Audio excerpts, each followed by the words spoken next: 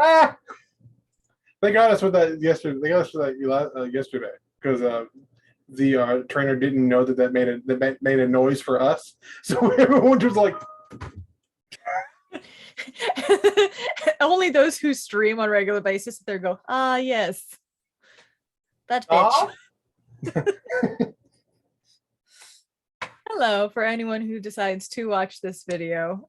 We have another storyline offshoot of our Humblewood series.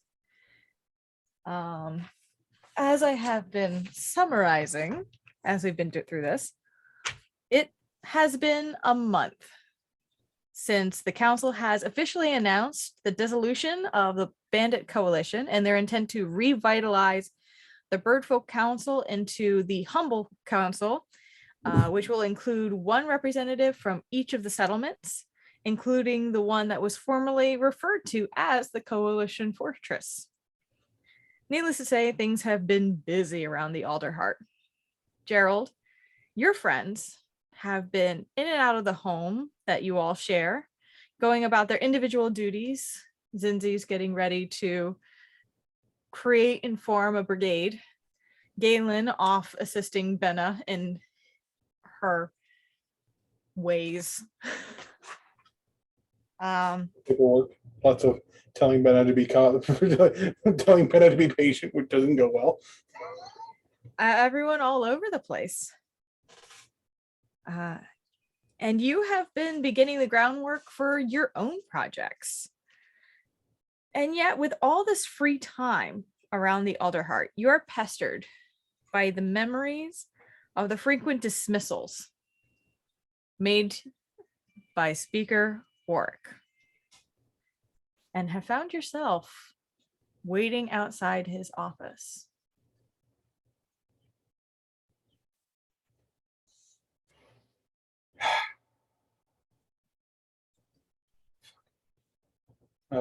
We'll knock on the door. There's a knock on the door, and there doesn't seem to be a ready response at the moment. You do see there's a lot of hustle and bustle around the plaza. Looks like they're all very busy at work. And after a few minutes, you do see, followed by a couple individuals passing paperwork back and forth, Speaker Warwick returning towards his office, not even noticing you as he's speaking to those around him, but heading in your direction. He'll wait for him to get a bit closer. Sort of put on his usual winning smile. Speaker Warwick.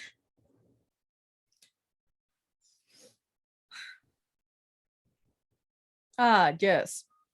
How can I help you? Well, it's more of a personal matter with a professional courtesy. Some of us seem to have a lot of time on their hands as of recent. A unique opportunity to converse again has popped up. Perhaps for you, and yet I find myself very busy at the moment. So if you don't mind. And he's beginning to walk away.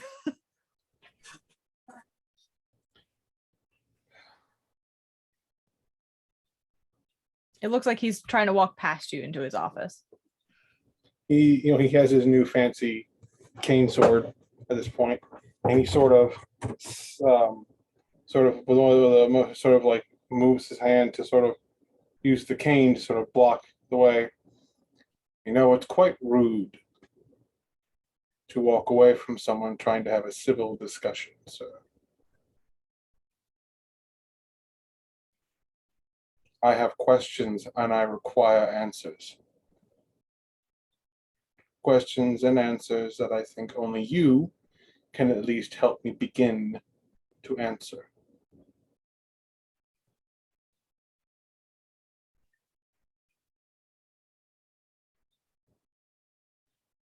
The pages around him are a little bit more tense, as the person that you are currently speaking to in such a manner is not only a member of the council, has been for a long time, but is head of the military, basically.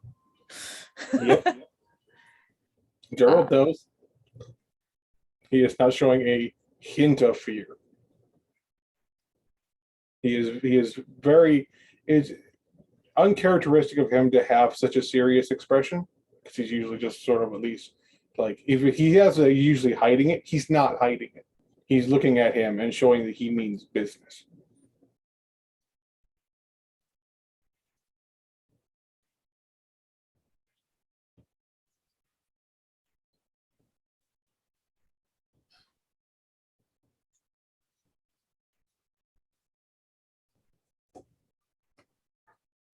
Make an intimidation check with disadvantage. Hmm. I think that's what I want to make this. I see you. Oh, there you are. I had a D20 out already, as ready and willing, and I think I said something in front of it. Disadvantage? Mm-hmm. That's still not bad. My disadvantages have been doing decently recently. 19.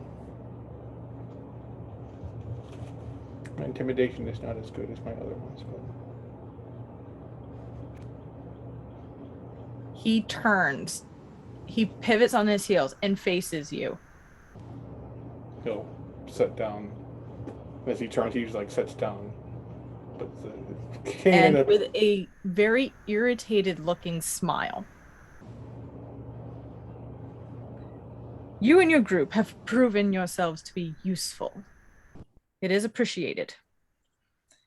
However, it does not change the fact that I cannot give you whatever it is that you want, whatever it is you're looking for. Now, I am sorry, but I am very busy. And he opens the door to his office. And he closes the door. After those following him have entered. Interesting. Well, I was hoping to make this a civil matter. Sort of.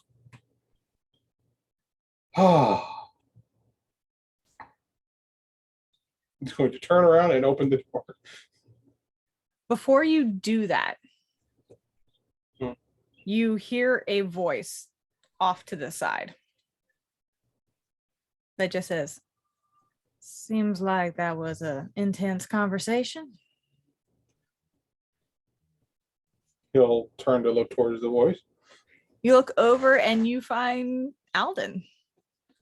Stack of papers in one hand, leaning on a cane with the other, still looking a lot better than he had been, as it has been a month, but still looks like he's going to be using that for years to come.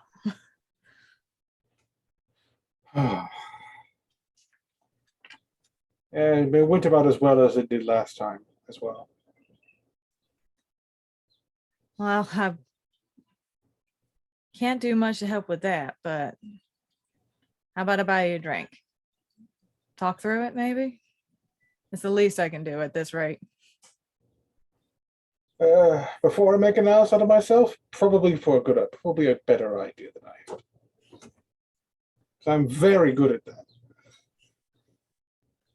All right, then. Define Pixie. Oh, of course. We get a discount. I think. He chuckles and starts heading in that direction. He looks down over at his cane, then at his own. Two distinguished gentlemen limping and are walking. He said, because Gerald has a slight limp because Dominus really did take a chunk out of him. He still is in a similar state, like a little, at least in a minor regard to like him, because he's like that really smart. I mean, that's gonna take a little bit to. It has been a month, so you're healing very well. It seems like in the case of Alden, when he was attacked, some of the damage had healed incorrectly in that time period that he was sitting in his cell, and this is lasting damage that's not going away. Yeah. His is just more like this like this. There's one spot that kind of but he's just like, oh, I'll use it. He's actually using Me every the time I cane. get off the couch. Yeah. Yeah, he's actually just using the cane more than he's just like walking with style. But like, 32. I'm Or at only least 30. soon. I thought you're 32, Dan. I'm only 30. He just kind of look over it like, I have less than a month. no, you're gonna be 33 soon. Yeah, you got birthdays. No, I turn Birthdays. 32 soon. I'm 31 technically still. Okay. Not long. Not much I'm pretty sure longer. we're not that far away from it. Um, he just look over at the cane. If I had known, granted, my hope was that you would be alive when we found you. But if I had known you would be in the ship, I would have commissioned you one of these. As he shows him like pushes a little button and it turns into a sword, puts it back.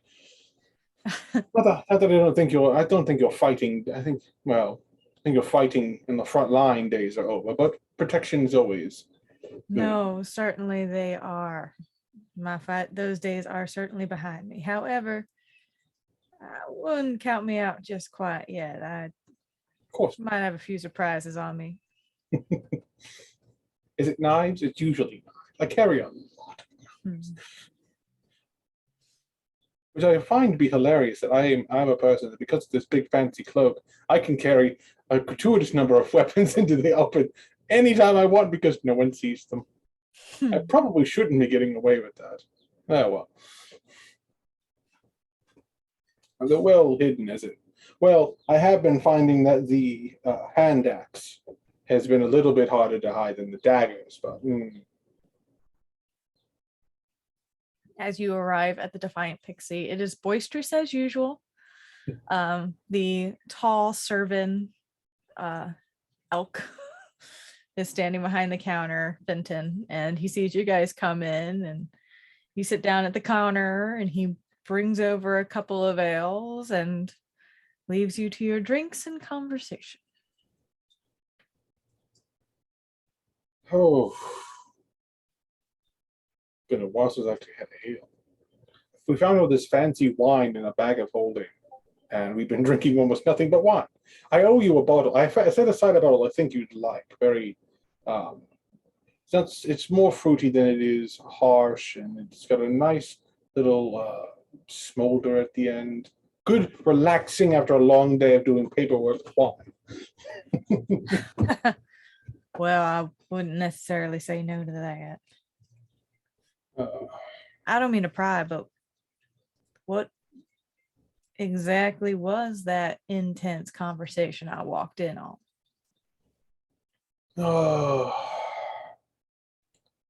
One of the first things I ever learned how to write was my name.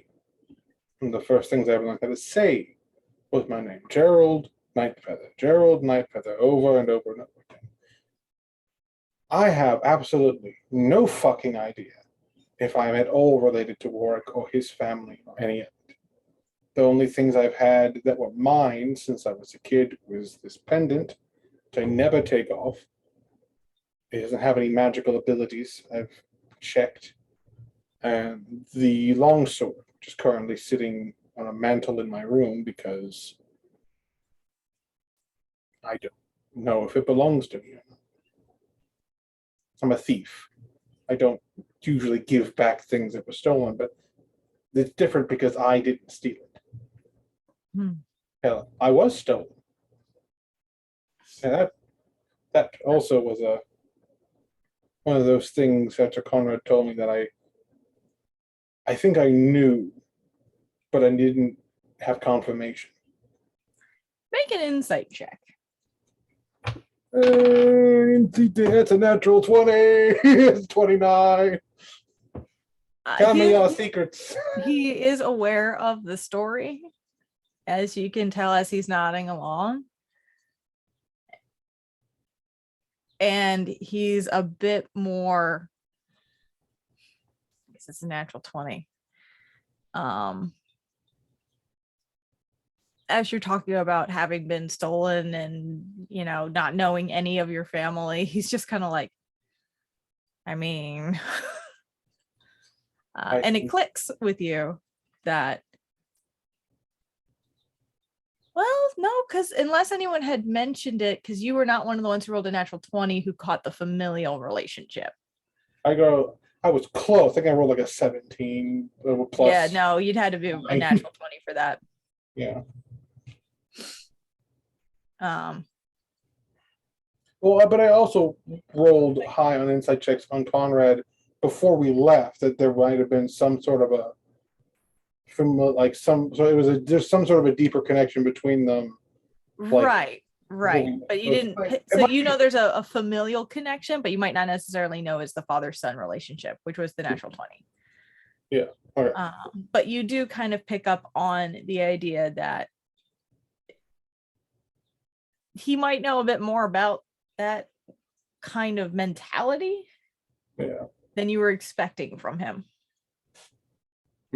Sort of nods, sort of eyes him more like might might actually get it. No way. I don't think anyone else in my body. Well, maybe showering. She was taken in by but she was taken in by the temple. And I was taken in by Conrad, though he doesn't exactly advertise it. He lives for his secrecy. Oh yes. I mean, I'm good at reading people. I'm very good at reading people. He is a hard nut to crack. Granted, when you entered the room, not so much. But That was unusual. I haven't seen him like that since a funeral a long time ago. Anyway, I saw pendant, sword, what? yeah, it was the only things I had. I had the long sword that apparently, according to Conrad and it's a little bit more insight from the blacksmith, I had it, the hilt and everything, the whole blade, I had the whole thing polished up and taken care of, and blacksmith almost domed my head in because I don't know how to maintain that kind of a sword, so it looked like shit. Um, but it's supposedly for Oh, you went to the Trusted Anvil, didn't you? I did. Yeah. Nice. He made this. He made this fancy sword cane. He's good at it. He's very good at what he does. Oh Don't yes. piss him off, though. No, no, no, no, no, no, no, no. You probably have excellent aim with those hammers. Just chuck them across the room. But He's not even the worst of the two.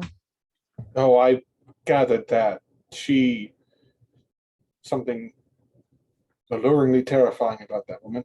But that could just speak to my taste. But they said it's the kind of detailing and everything. It's for someone attached to a noble house, in this case, the Nightfeather family. So if it may not have belonged to a member of the family, but maybe a personal bodyguard or house guard, something. I don't even know where I was taken from. He told me I was in a basket in the North Roads. That he found me in a basket as an egg. That's unlikely. Oh, very unlikely. I didn't. I only believed him then because I'm a child. He was kind of has this grit in his face. My father. I had to believe him because what other option did I have?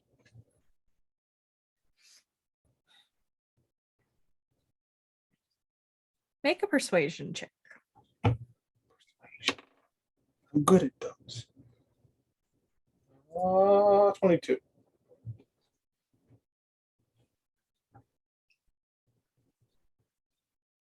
Let me see your necklace.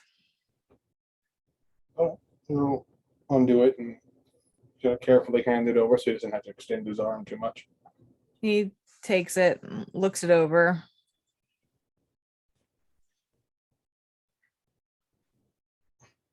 I have a friend. He's been coming and going quite a bit lately, but I would speak with him. You might find it to be an illuminating conversation. And he hands it back to you. I'm all for making new friends. Been making a few around here. Well, this one might be a little bit harder to reach. He left the Alder Heart heading towards Winnowing Reach about 3 days ago. But get a horse, you might be able to catch up. His name's Riffin. If He's a strig. He's just a tiny one. Well, I've never been one to doubt one on their size, especially not after. It's something you should take to heart working with Zinzis. Oh, I'm aware. That thing's terrible. That squirrel terrifies me. You know that I do have a small confession to you. You know the trumpet? I am partially to blame for the reason she has the trumpet. Of course. I sent her to spring. I saw it, but it's not really my style. I have this bloody thing, but I told her about it, and she went down and bought it from Sprinkle. And I'm sorry, did you just say sprinkle? Yes, The I am also weasel and the responsible for. roots? I am also very responsible for the look of his shop. It's I gave him the starting to get real- teeth. Yeah, it's starting to get real creepy looking. I don't know if you noticed. Oh, I very much noticed. I am the one who gave him the teeth. We killed a giant snake not far outside of town a while back, and we took its teeth. I thought I could make one into a sword or something, but dear. Yeah, they can be a problem outside of the normal paths. So can worms. We killed one of those too. On our way to the coalition, we thought the worst thing we'd have to do with bandits. We were very mistaken. No, they are difficult. But there's a lot you got to worry about out in those woods. I'm well aware. Just wandering around them for 7 years. Time's weird to me. I'm not exactly sure how old I am. I guesstimated somewhere around 24. But it's not like Barnabas did birthdays. Not for me, anyway. I went to see. Have you been to see him? Your imposter. That is not a conversation that I have had yet. No. It's not very conversational. He's apparently Oh, tried. I've heard. He's been a bit of a risk to himself. I spoke to Heard him. that too. I spoke to him the first night we got back. I knew Domitus through you. I wanted to know the other two's names. It's apparently Rosalind and Forrest. I intend to have graves or headstones at some point made for them.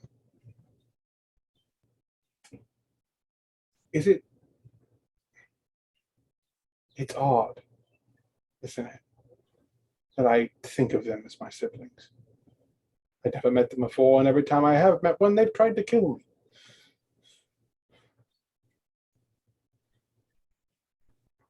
I can't tell you what to consider about who. I think it's just because we were all raised by the same terrible person. I think for me, it humanizes them. Because if we lose that, then we are exactly what he made us, which is monsters in the right circumstances.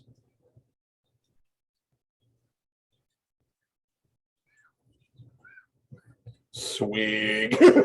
He takes a big gulp after that one. You guys spend a little bit longer in the bar before eventually he gets up and goes, all right, gather what supplies you need. I'll send word to the stables at the base and make sure you get outfitted if that is your intention. Well, I certainly have time on my hands. I think a little bit of time outside of the city. I mean, I've got a few months before my pet project is done. So Well, he's an interesting one, so I expect you should get along just fine. I can try. You take care of yourself and don't go disappearing again, or I will send Zinzies after you next time. I will be cautious.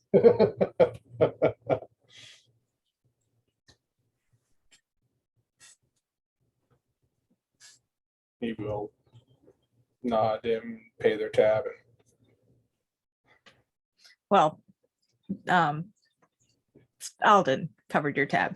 Of course he did. He probably did. He said he owed you a drink, and he's not one to go back on that. You're able to gather whatever supplies you need for the road. Are you going back to grab the long sword? Just so I know, as that's probably. Okay, just because the way you've been talking about it.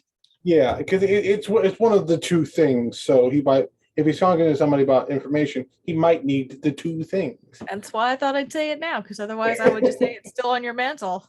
Yeah, like You've just traveled however many days for no reason. Yeah.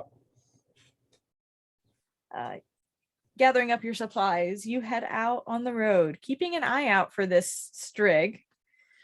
And sure enough, after about 2 days of a ride outside of the town of Alderferry, you see ahead on the road a small form carrying a large pack with a puff of white feathers just visible over the top of the bag. Sort of still slow the horse down. Well, you seem ready for anything. What? Oh. Ah, hello, and who exactly might you be? My name is Gerald Nightfeather. I can explain. Wait, I recognize you. You're one of the heroes of the Alderheart. You one of those who assisted, or I guess I assisted, in the retrieval of some hostages a few months back, a couple months. Recall. Time is interesting.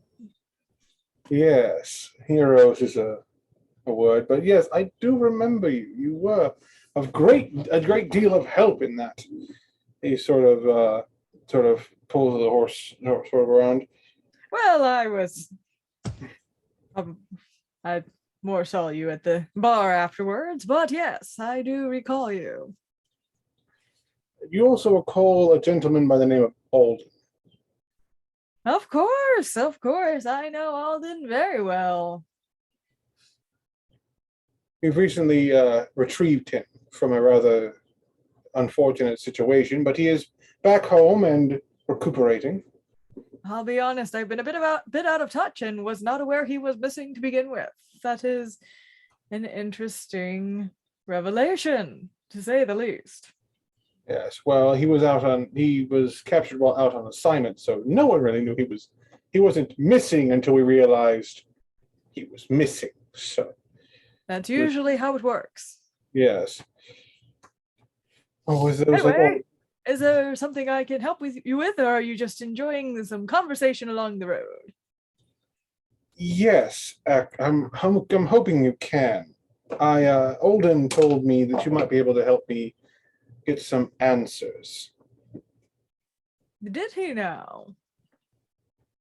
Answers to what? I mean, I've been around quite a bit. Yes, that is the hope. I was an adventurer for quite some time. Currently, I'm on a adventure on vacation, as it were, with the peace settling in. So I have some time to explore some personal matters. He sort of pulls the horse over the side and hops down. As you hop down, you get a chance to truly look at this individual. And what you see before you is there's no other way to describe him. He's a knight in a land without knights. He's attached to his bag. He's got a large shield. He's got a short sword at his hip, a helmet is hanging off of the back of his pack with a plume feather hanging off the top of it. He's got nice chainmail armor. And He's it's literally just the string on the box. that actually is Riffin. I figured it like that. This if it behaves, It it's won't. too shiny. Yeah, That's I see him. Yeah, that's Riffin. literally Conrad and Riffin on the front of the box. That's Riffin. Is that they said that may or he just be a brand Corbin wizard? I don't know. It's not Conrad though, because Conrad was technically one of my creations. The only council member they name is Beta. Oh, fun. They name an admin, but they don't name any council member but Beta. Odd. Of course, the one that handles all the money. Huh? Of course, the council member that handles all the money gets a name. No, the one that handles all the money is Riken. Riken. Okay. Beta is just the head of the council. And that's why she's the only one that gets mentioned. Okay. Yes. He just sort of saying, granted, he also is a colorful fellow himself. He's just like, well, a dashing man if I ever saw one. Why? Thank you. Shall we walk and talk? Yes. He's already like setting off. He can tell that this is not someone who waits for very long. Whatever he's in the process of doing, he's motivated to get it done so he can do the next thing. Never sleeping. No rest for the wicked, or the gallant, as it would be in this case. Yes, actually. How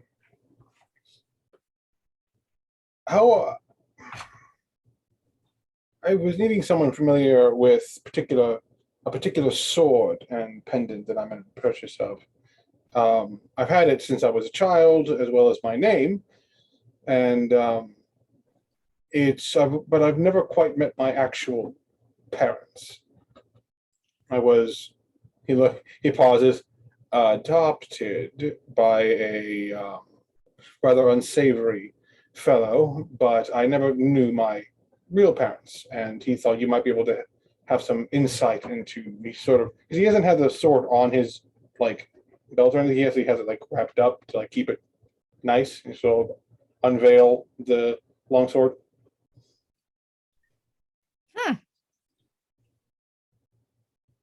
Interesting.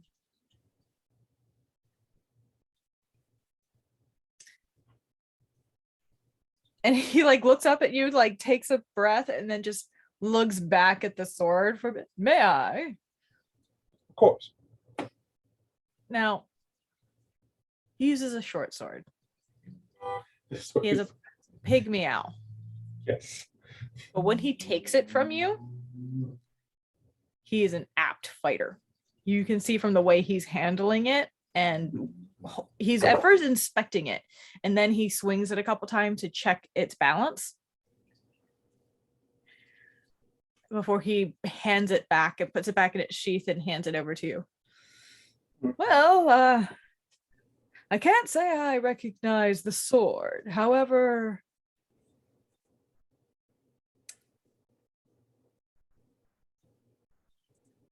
long time ago, before I began my adventurous duties, and as you looking at him, you can see he's probably younger than you are, or a little bit older. Yeah, not my. We're fairly close in age. He just You're talks close like in age, but he's he talks speaking like he's 80, like he's the retired grandpa.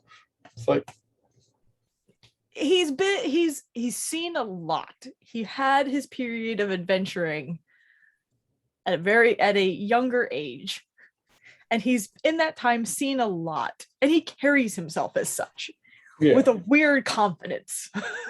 Yes, I survived, therefore I am good at what I do. That sort of a confidence.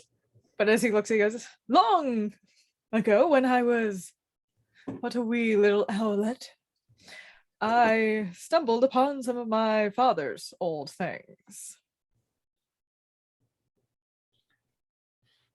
his old armor had similar sigils on it.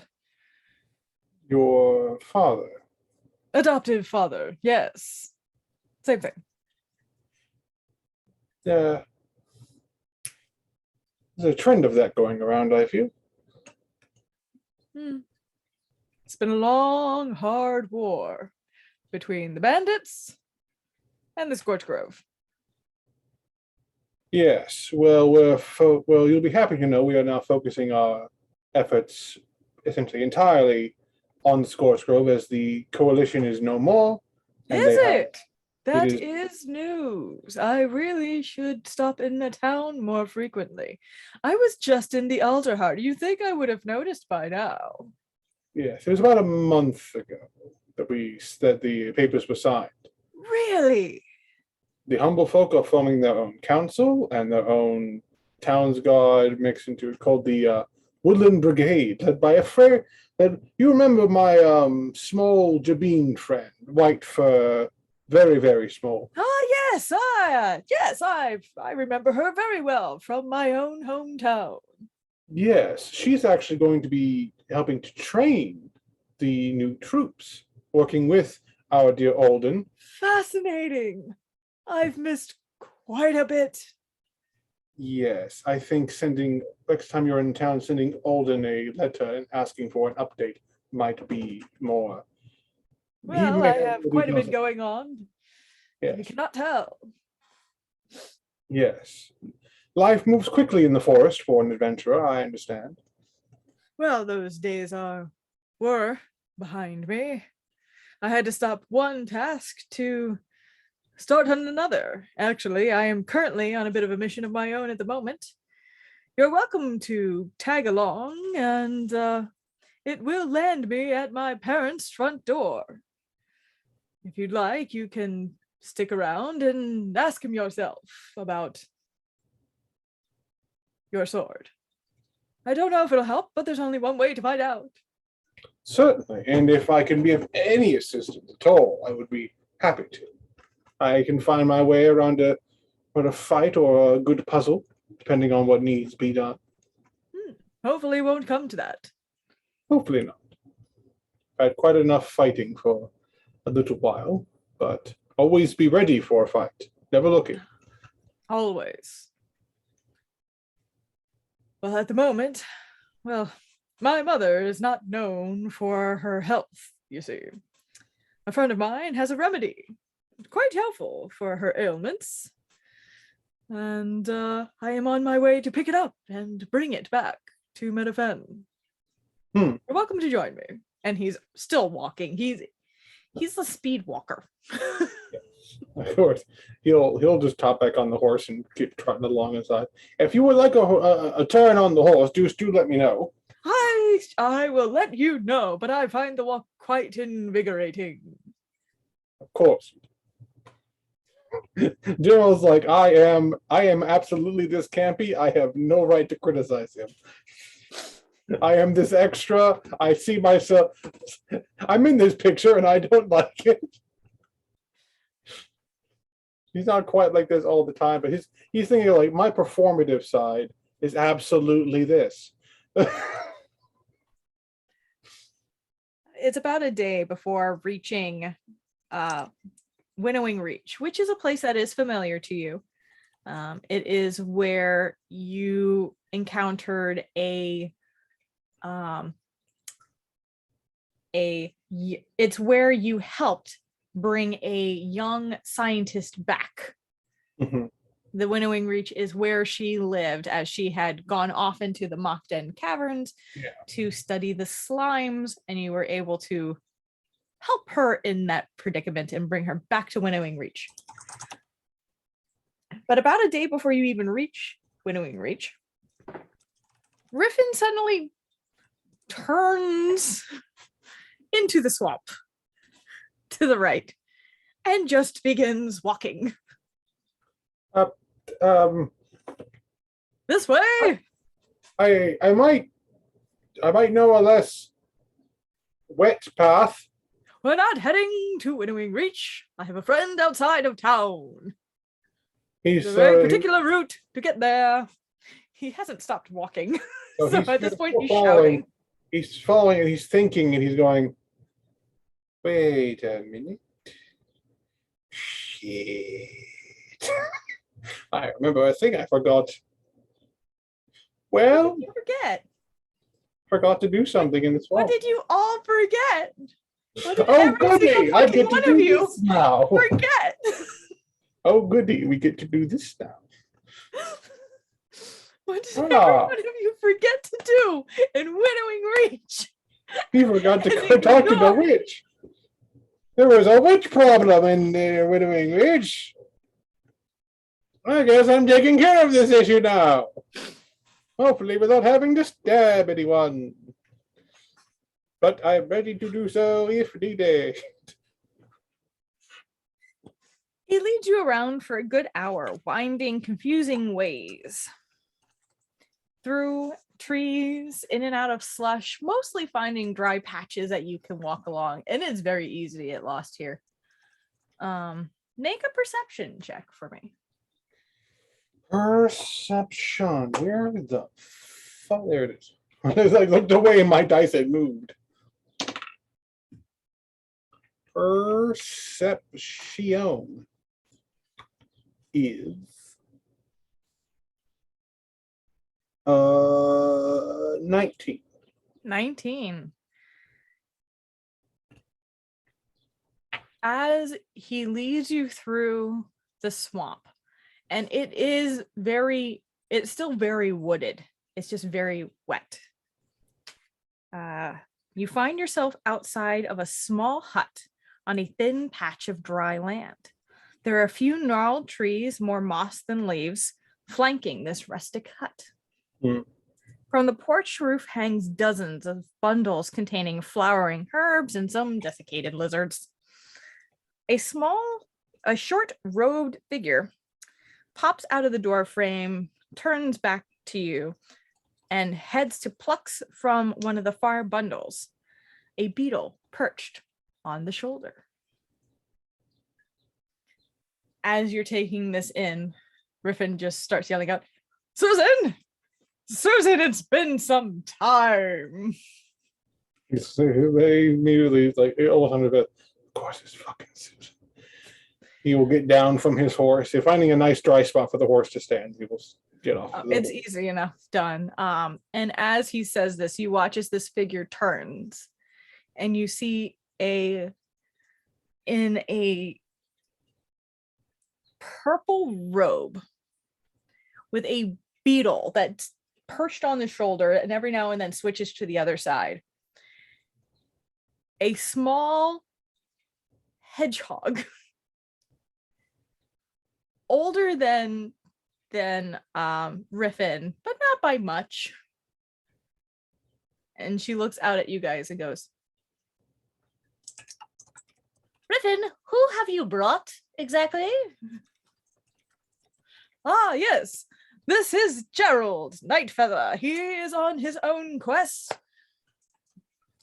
But I need to pick up more of that potion for my mother. Well, come. And just gestures to you and then walks into the hut. Yes, he just there like bow charmed, I'm sure. Keep calm, everything's fine. Riffin just walks in. No qualms. Just walks right in. Gerald has a good look around, like looks at the horse, stay, and goes again. We'll follow him inside. Make an animal handling check. This horse takes up on me. Oh, it's a natural 20. It's just staring at you when you think your point has gone through. Okay, it goes in. You walk into this tiny little hut. There are flowering pots and herbs just scattered around. You're hit by an aroma of a mixture of sweet pollen and decay. It's an interesting blend. It smells like, honestly, most of this place smells like a rainy day. In a rainy day in a cabin.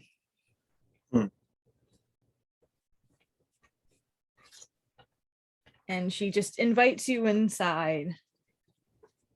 And you can see a few cauldrons bubbling, and she pulls that to the table, and you watch the beetle kind of like scurry down her arm and like hop a couple times and then start like finding a shelf to climb on, and it's now sitting perched on the shelf just watching all of you.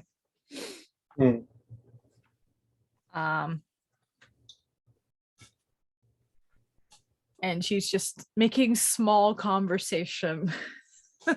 Mostly Riffin. You know, you really need to come more often. I don't get to see you as much as I like to. And Riffin's like, I know, but I'm still looking for Oddwald, and I have had no success on that front. He is proven to be quite a temperamental idiot and has just disappeared off the face of this forest. Yes. Well, I saw a blaze in the wood not long ago by the scorched grove. There were some weird figures. I really couldn't try some of that moonfish for visions, or is a starfish. Anyway, and she starts like pulling different bottles. In the back of Gerald's mind, oh my God, they are a match made in hell. They are exactly the same. He's just giving a polite face. This is the back of his head going, I can see why they're friends. I can see why they're friends. Well, I have the tail of a swamp lizard. I have the... And pulls out like the string. Yes, that will do nicely. And puts it back. However, I am missing a very vital ingredient for the potion that you require. Of course, I assumed that you would put me to work as you usually do. What are you missing? A spore. I could really use your help in gathering the spore.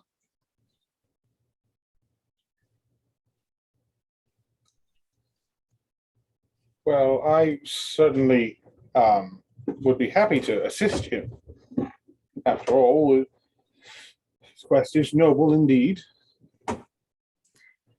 Riffin just goes, Susan, what's the catch? Yes, I'm waiting for it too. That smile is too large for that to not be a great big what? It's not a catch, it is just a bit tricky to gather. There is a creature in the swamp that I have come to learn the benefits of its abilities. And its spores are what I require, and start setting down jars like on the table, like big. They look like larger glass jars with big corks. Kind of like a cookie jar.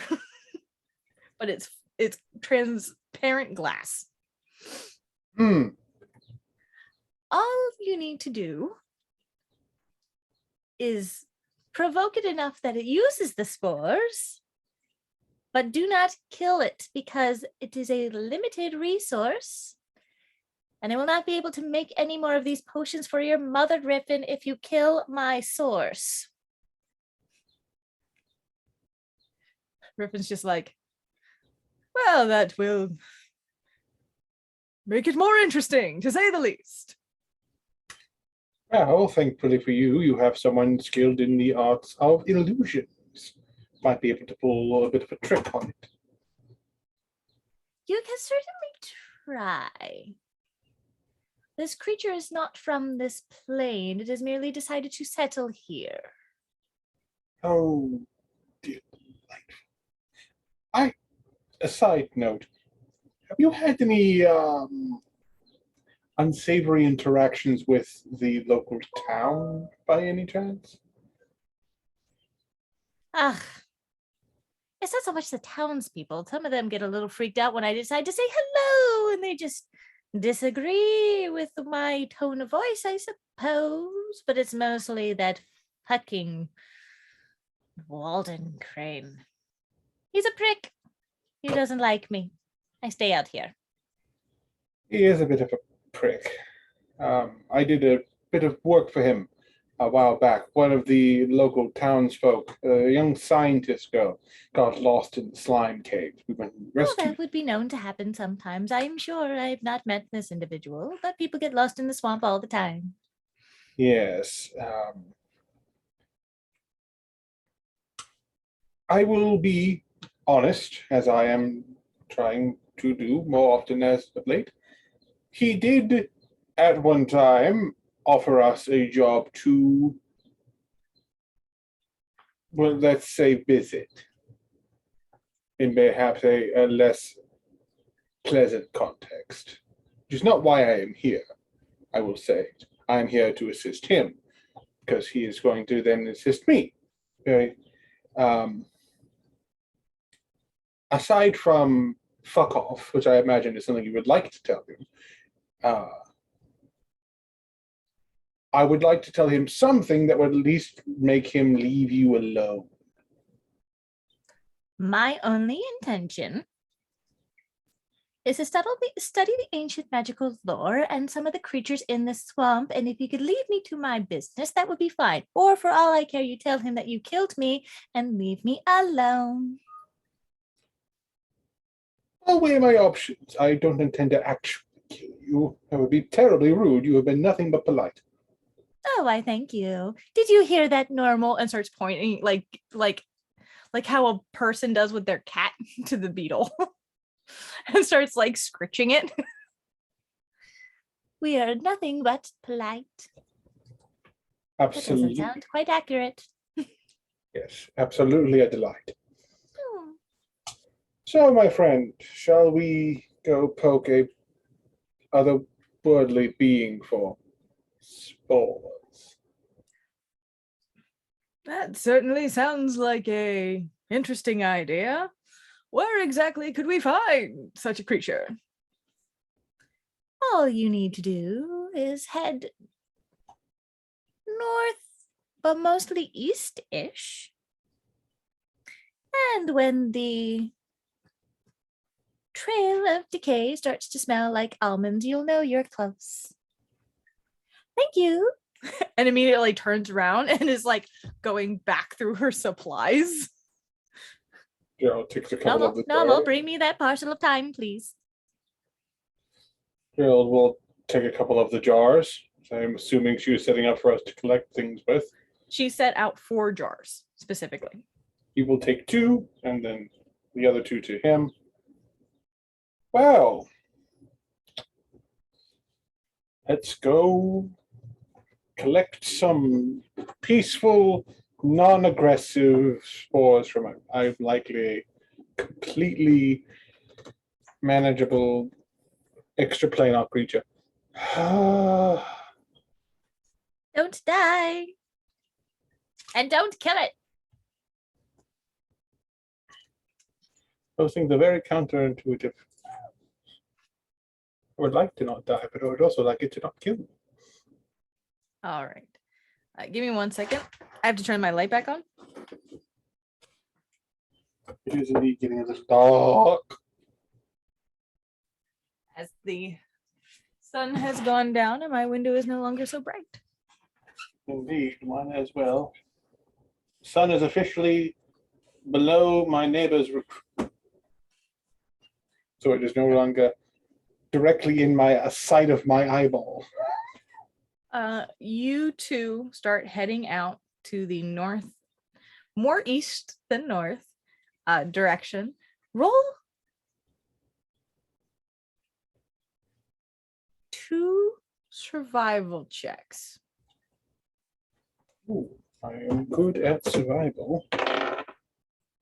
That is a 19 and a... How many 20s is that now? I think it's 3. So 19 and a 26. All right. If you're wondering why, is because I'm being gay and doing crime, the die. Ah, Ah, yes, that one. so you head off, and as you are heading in this direction, it's easy to get lost in this swamp. You decided to leave the horse behind because this is not exactly a good place to bring a horse. And after a while, you start to see what looks more like a trail of decay in the wood. It's as it's heading, it looks like it's getting fresher and fresher. And then you start to smell that light, sickening sweet mixed with an almond scent. Gerald will, the cane sword still being in game form, he'll sort of like move it to stop him. Oh, he rolled a 29. Oh, He's we were both well aware. yeah, Okay. you're both well aware. Sort of, I still stop him and I go, looks at him, just looks at me. I think we're here. I recommend we shift into a more stealthy mode. And as he does this, you hear a slight jingle of his chainmail. Gerald's just sort He of, pulls out his shield. Be ready. yeah, Gerald is also going to stealth. Shall I roll stealth? Roll stealth and roll perception. Okay. That's not bad. Perception, that's good, but 17 for perception and 24 for stealth. Wait, hold on. Or this is a swamp. It's not really a forest, is it? No, it's a swamp. I don't get my. Specifically, it's part of the Mockton swamp. Yes, I don't think it's all of my features for. So you both, even Riffin with his chainmail, as he drops and begins to move forward, you can see that I've been doing this for a while energy as he switches from that I am super suave mode to Serious. I got shit to do. Serious mode. He still has like that this is going to be fun glint in his eye, but you start to see that this is why he has that reputation he has when I first heard of him. As you both begin to trek into the wood.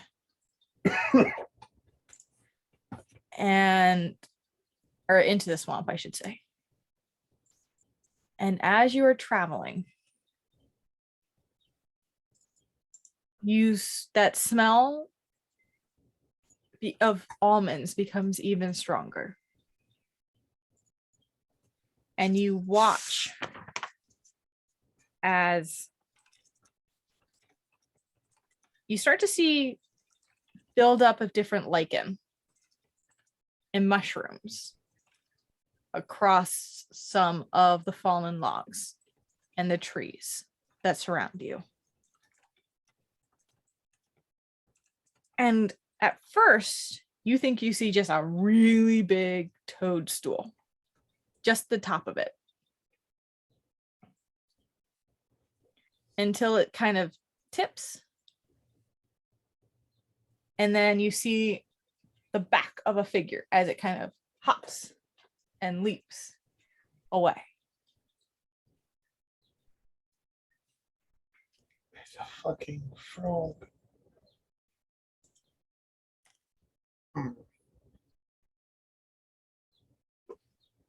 Long gnarled branch in its hand with two what look like almost like fireflies attached to that branch. And it stops again and just kind of, and as you are looking at it, as it stopped, the two legs almost fold up instead of him dropping to them. The legs come up to the body. And you watch as a circular puff, black, just off of his finger. His back is still turned to you, so all you see is his finger around the large toadstool. And that puff floats down and hits the ground. And where it hits, that almond smell strings up again. And that area begins to just decay. And begins to continue on. Oh, that can't be good. Do I have any idea what the fuck this is? Make a Arcana check with disadvantage.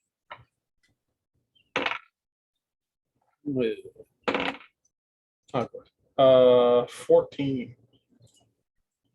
No idea. You've never seen something like this.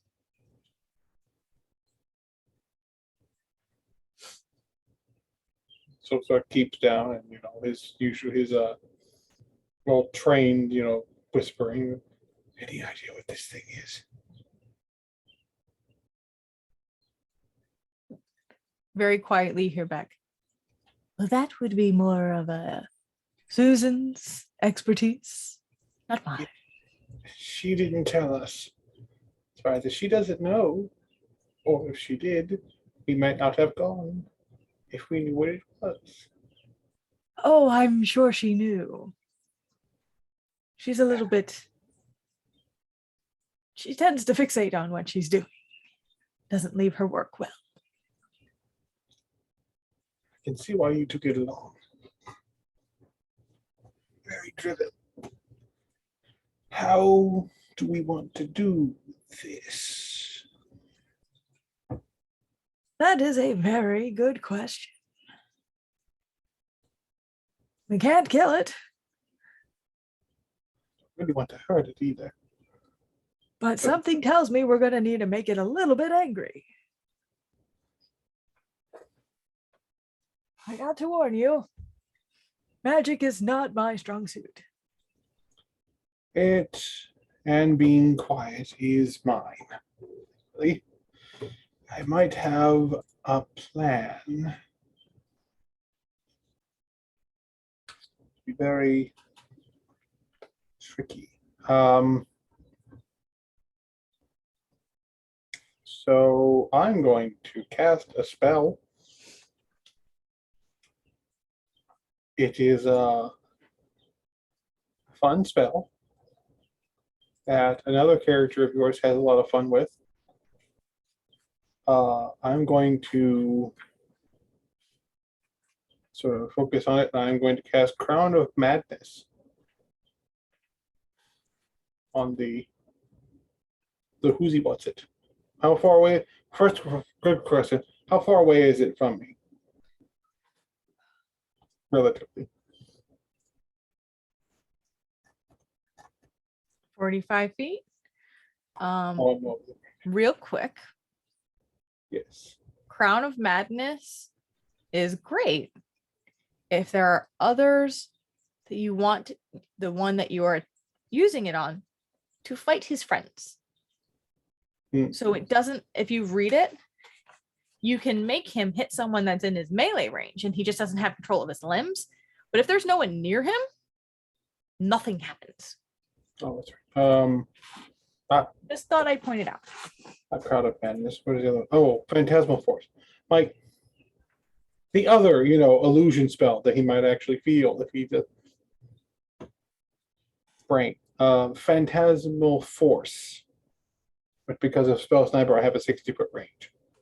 That is an int save on their part. An intelligence save, what's the DC? 14.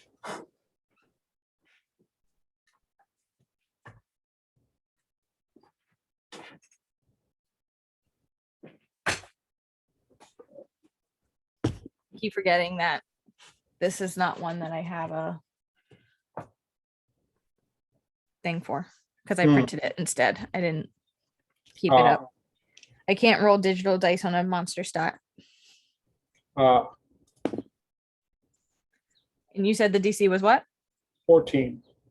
He makes it. Doodle So ball. you create a illusion, correct? Yes, I create illusion. About 10. It's like a 10-foot cube. So I was thinking some sort of like probably an alligator or something. So as it appears, he looks at it and just kind of like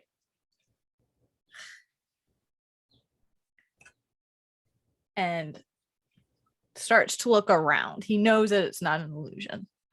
And he's now actively looking for you both. Make another stealth check.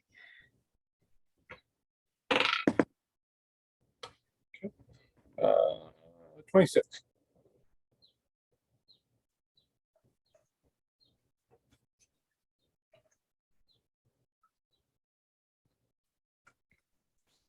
Okay.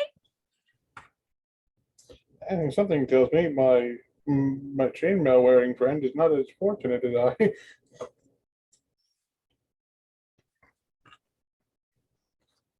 Okay. You are used to using your cloak to your advantage, and you're able to use it to kind of duck around. Riffin wasn't expecting you to use that spell in the first place. So when it suddenly starts to look around, he goes to duck back, and you hear the slightest jingle of the chainmail. And now that creature is going to start running over to find you both. Roll initiative. Oh no.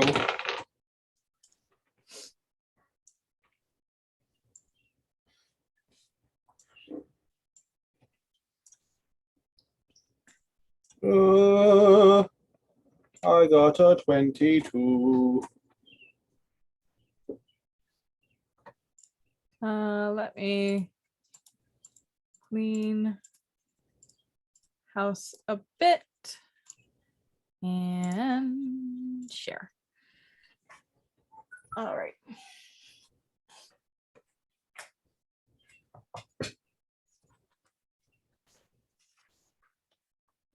I have been using my pen for hours. It feels like there it is. Okay. You said 22? Yes.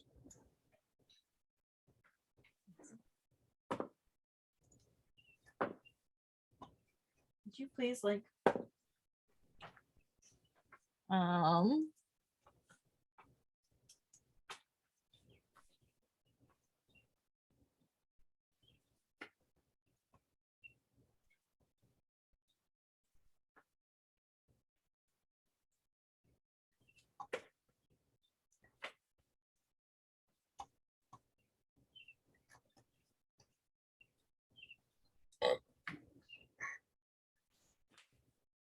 all right. Gerald, this thing has now come charging towards you. Say he's about there at this point. We're just gonna do a little shiftaroo. This is the creature that you saw.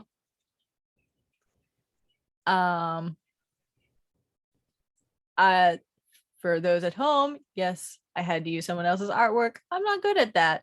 I'm not good at that. I appreciate Pinterest. There was no name attached to it, sadly. Yeah. You are up first. What would you like to do? I am going to, well, it's coming running towards us, and that's a problem. So I'm going to cast first level Dissonant Whispers. I hope that it fails its save and runs away. Okay. That is a DC 14 Wisdom save.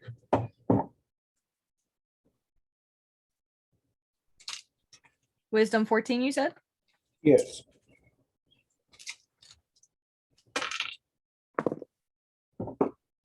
That's a 15. Okay,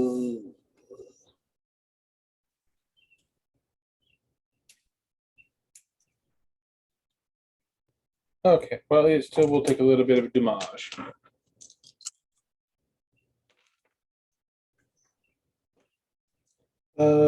12 have this 6 psychic damage. 6 psychic damage. Yes. Okay.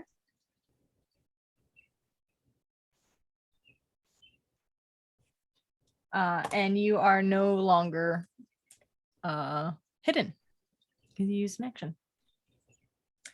Anything else you'd like to do?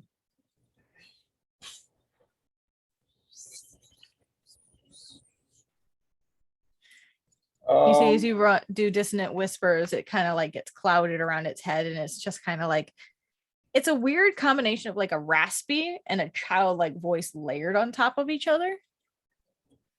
And it just kind of like is pulling at its head a bit, and then like looks around and looks right at you. I am drawing my sword then. Okay. Oh, wait, drawing my sword. This is that's an action. Never mind. Okay, can't do that this turn.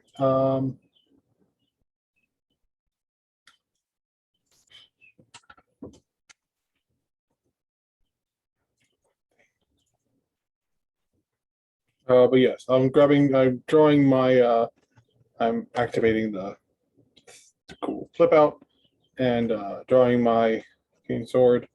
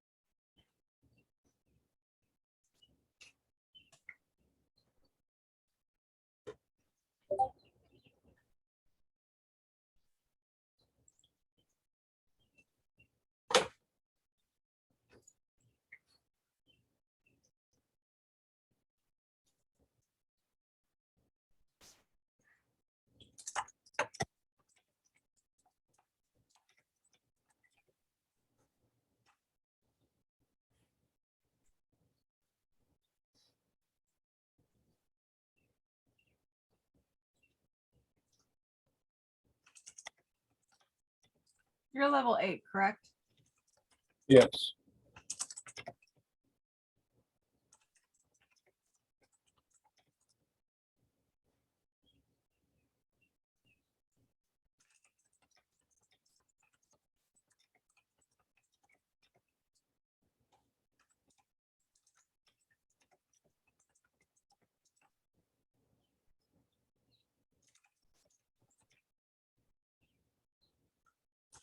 Now I can roll digital.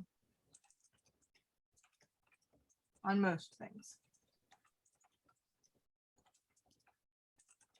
Not on the damages. Were you going to do anything else? No, that was mine. Okay. Draw sword at ready and oh, Thank you for being patient with me then. It is now the creature's turn. The creature is going to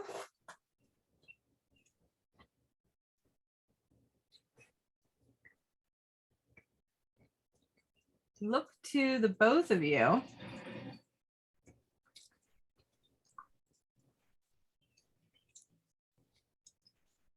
And I'm going to roll a d6.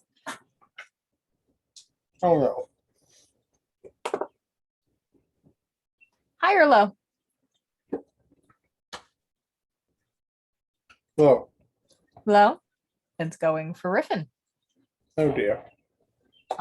It is going to, you watch as it sees Riffin and just kind of like cocks its head and whispers. What languages do you know? You should know because it's weird. I know Draconic, Giant Owl, Sylvan, and Thieves' Cant. Okay, so it reaches out with a spell in Sylvan. As it casts a spell. And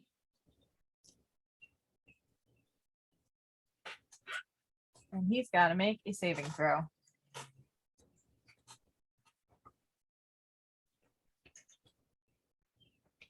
And he does not succeed.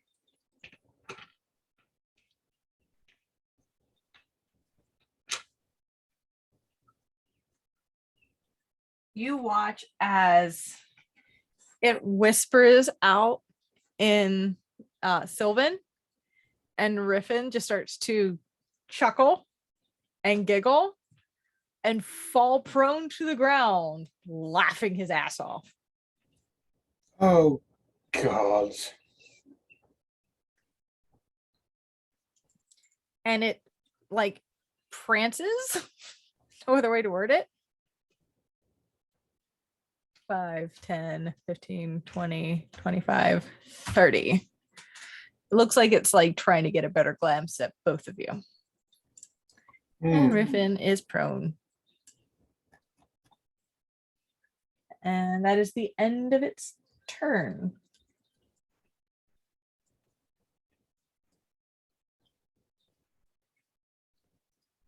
It is now Riffin's turn. Riffin is prone and can't do anything. At the end of his turn, it's going to make another wisdom save, which I keep forgetting. I should just. No. He's still laughing hysterically.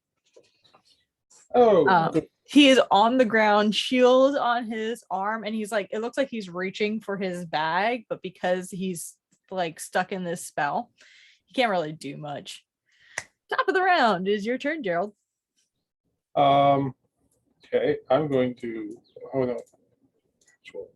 I'm going to move a little closer, and I'm going to cast Suggestion while speaking in Sylvan. And it's a DC 14 Wisdom save. And he's going to sort of step forward and sort of have his hands out and speak in Sylvan. There's a misunderstanding. Very sorry.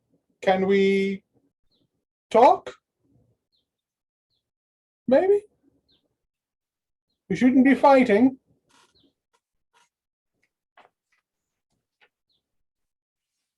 I wish I could boost this spell with my persuasion. Because that would be.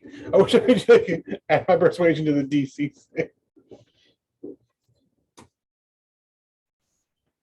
That would be a little bit broken. So your suggestion is to what? Is to stop fighting and talk. That's two suggestions. To stop fighting and talk is two different things. Well, you said they apologized for attacking and suggesting that they stop fighting.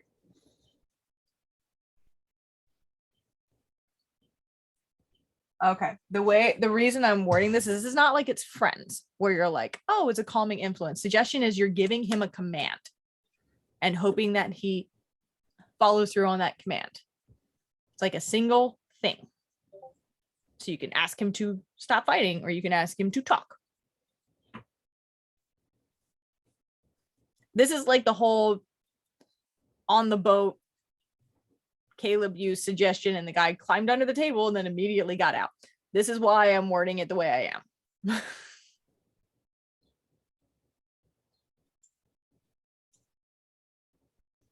think for the time being, I think it would be, at least for this round, it would be to stop fighting.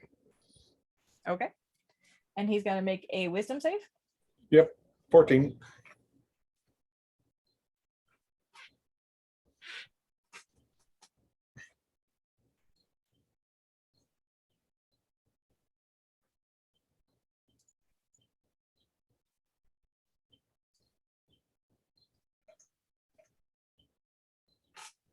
$17. He's got high wisdom. Okay. So as you're saying this, he just kind of, it's a weird, like raspy and cherubic chuckle that comes out of his throat, out of this creature's throat. Well, that is unfortunate.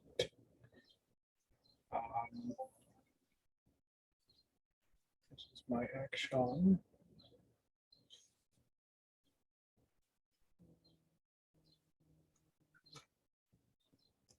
I'll do that. I'll do that. I'll do that. I'm going to give a bardic inspiration to Riffin. Hopefully help him get himself to fuck off the floor. Okay. You give your bardic inspiration to Riffin. Are you doing anything else? Just standing there ready with a sword, just like, You watch as this creature tilts its head and is gone from your sight. And you hear behind you that chuckle. And it looks at you and goes, fun, in Sylvan, and points in your direction. I need you to make a wisdom saving throw. I don't like that. I don't like that.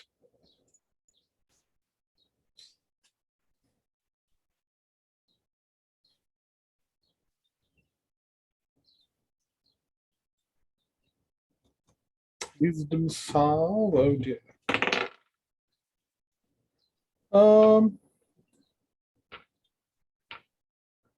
18. 18 succeeds. Yeah.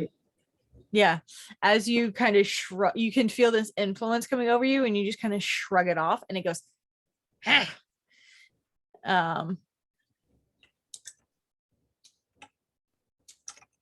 and it holds out its staff, and you watch the staff shift into a longbow, and it pulls back and fires.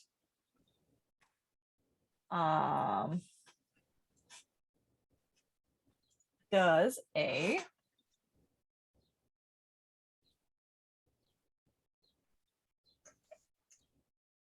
now does a 10 hit you?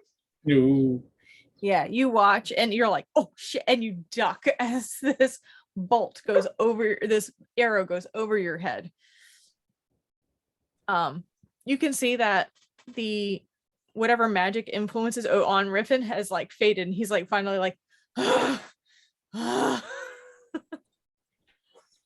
as we now get to Riffin's turn. Riffin uses half his movement to get up. That was quite unpleasant. I attempted diplomacy. Didn't go well. We need to provoke it. And he's going to start using the rest of his movement to 5, 10, 15, get there. And he's going to put away his shield because he can't do both. And then use a free action to take out a jar. So he's got a sword in one hand and a jar in the other, and his AC is dropped. Oh dear. Oh, well, that means it's my time. And it is now, because that's all he can do. Gerald, it is now your turn.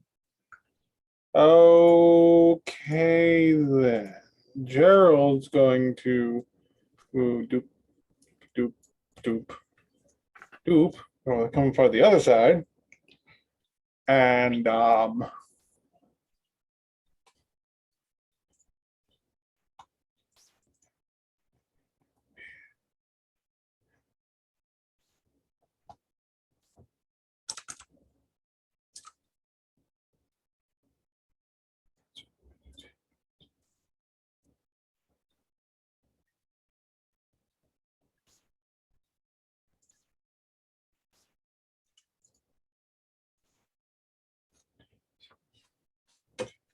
I'm going to move over here the other side.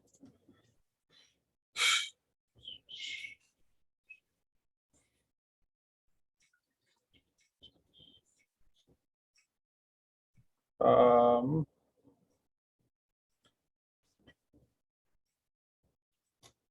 okay, so can I smack him with this guy? Hmm.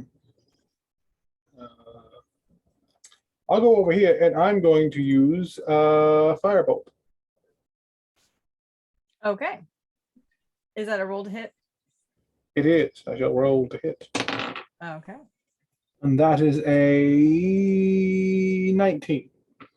19 does hit. Does indeed.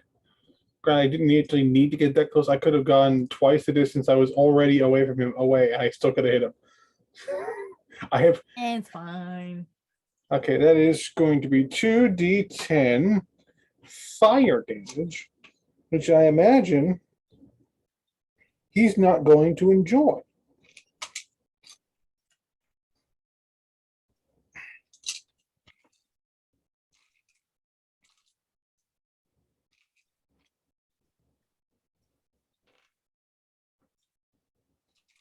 Where are you? I had to use you to roll a percentile the other day.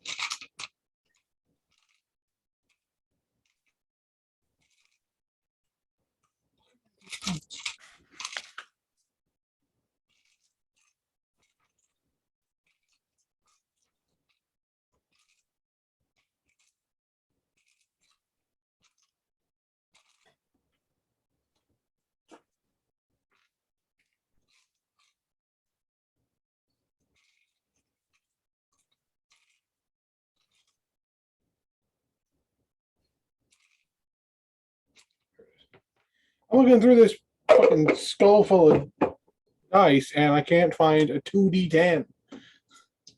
There we You go. can use your digital rollers. I can, but I like rolling physical. What is that? Ooh. 7 and a 10. That is a 17 fire damage. Because he's fancy and a College of Swords bard, he just does a little flourish with his weapon, and a firebolt comes out. Okay.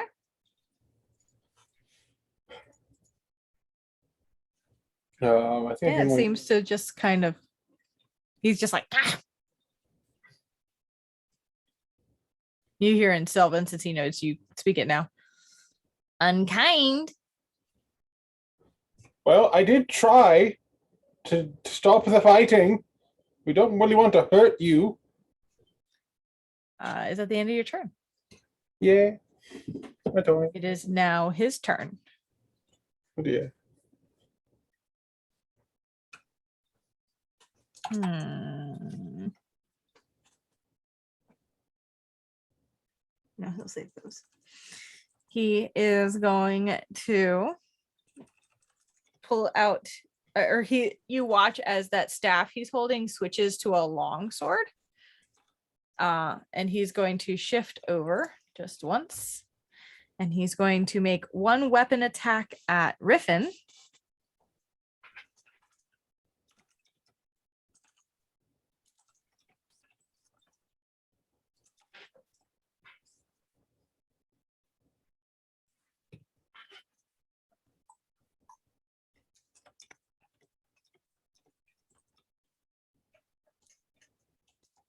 That's going to hit. Yeah.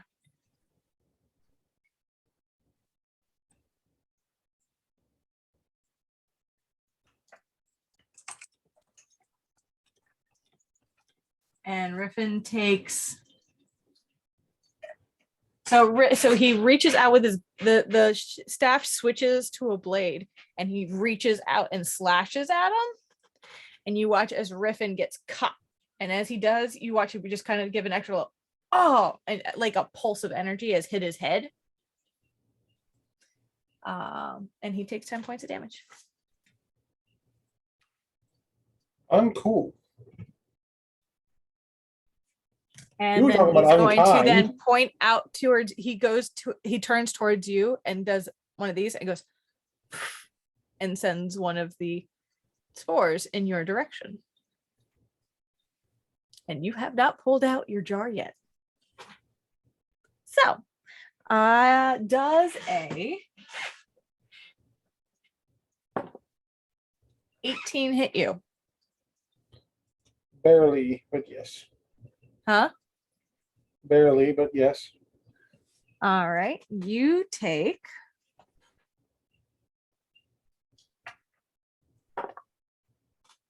3 points of necrotic damage. Ow. And you watch as one of his injuries seems to heal a little bit.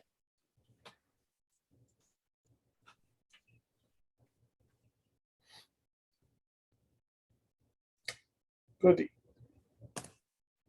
And that is the end of his turn. It is now Riffin's turn. Riffin just got psychically blasted. But he's not one to go down without a fight. So he takes his short sword and lashes out. Why, Riffin? Do I need to refresh your page so that you roll better? That did not hit, but he has 2 attacks. That does hit. That's a 27. That's pretty good. To 11 points of damage. Nice.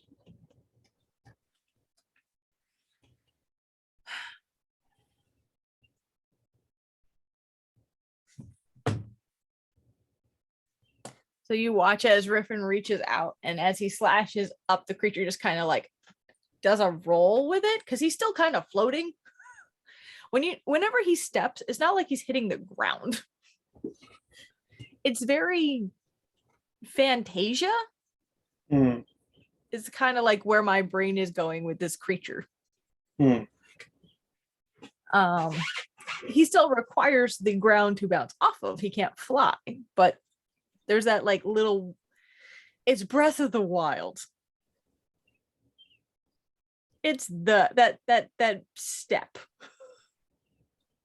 of those electric creatures or flame creatures.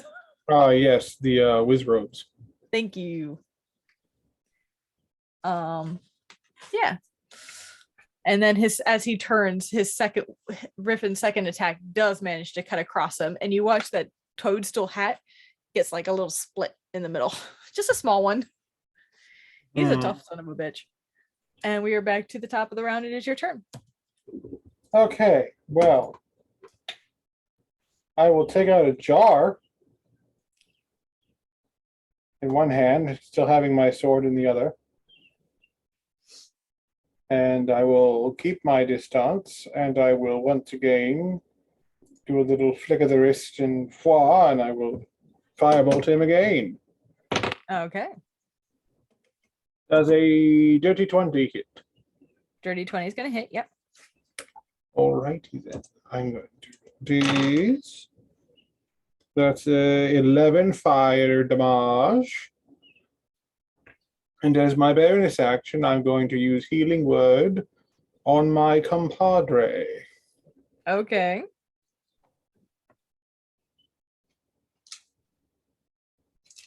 He's tanking at the moment.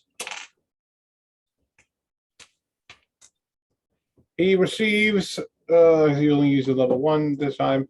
He receives 6 healing. Okay.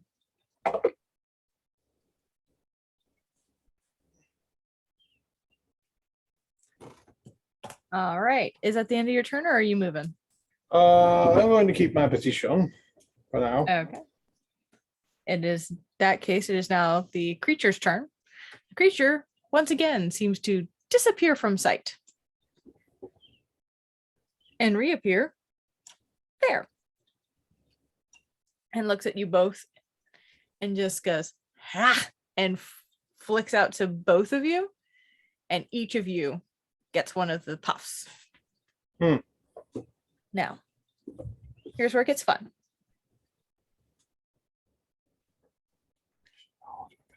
If it beats your AC, you will not have the opportunity to try and catch it. Mm, because it's just going to hit you. mm. That is how I thought about it. Mm. Because I was like, I have to give them some way to actually catch these things. Yeah. So.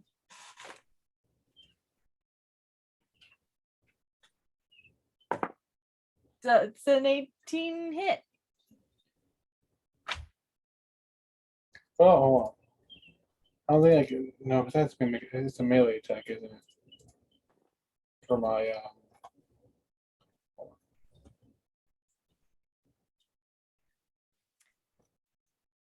18 for the one against you, and a natural 1 against Riffin. Oh wait, I take the attack. Oh no, wait. Aha. That might be too late. I took the attack action, which was to use the spell attack. I could technically use defensive flourish, so that I can roll one of my bardic inspiration die, which is a D6, by the way, because he has one, and add that to my AC. And it does not say it has to be a melee. No, it just says when you take the attack action. Hold on, let me double check. Take the attack action on your turn. When you take the attack action. Okay. Yeah, and because yes, if I had taken a melee if I had done a melee hit, It's still a spell attack. AoEs do not count. The no, but it's thing fireball. that just holds me up is the idea of the fact that technically you have 2 attacks per action, and that means melee attacks. It does not count for how many spells you get, but as long as it's not a something that forces a save, I'll take it. No, because I use firebolt instead of Yeah. fireball. Okay, that's what do I get? That's a 3. So that brings my AC up to a dirty 20. Okay. So I also gather us. I need. Are you going to try and catch it as it comes towards you then? Yes. Make a dexterity or make an acrobatics check.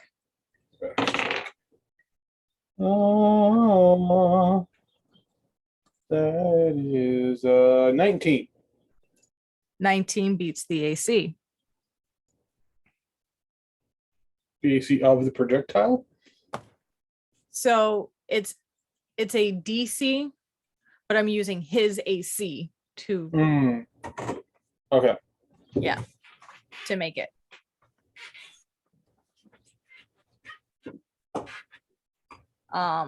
So yeah, you are in fact able to maneuver the jar to position around, and you watch as you maneuver the jar. You're like, I hope this works.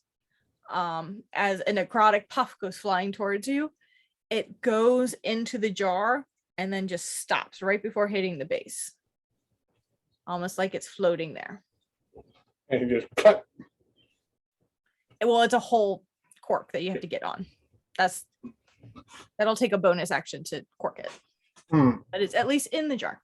Yes. Riffin also succeeds with his fucking 24 that he can't roll for anything else.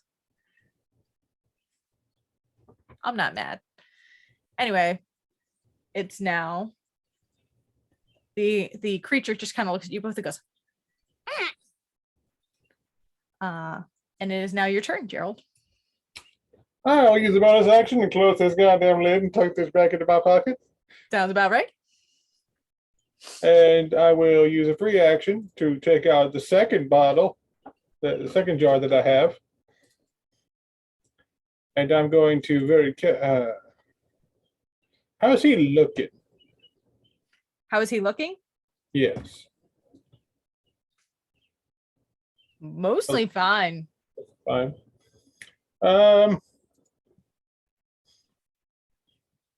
Firebolt again, and I will do this now instead of when I'm about to be hit. I will also use defensive flourish after I have used my weapon to fly out a firebolt. I will use the flourish so that my DC is now once again a dirty 20.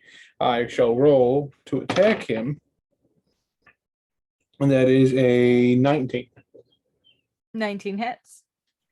Excellent. I will now roll damage. And that is a 13 fire damage.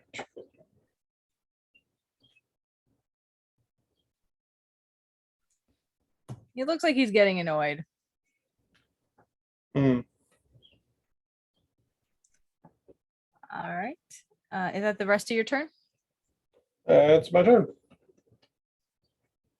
Okay, it is his turn.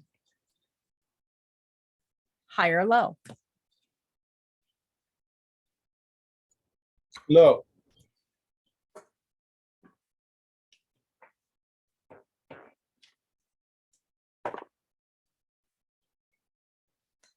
I rolled a 2 on my d6, which means he's coming for you.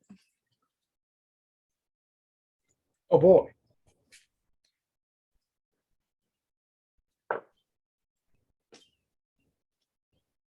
My favorite thing, a tiny mushroom man.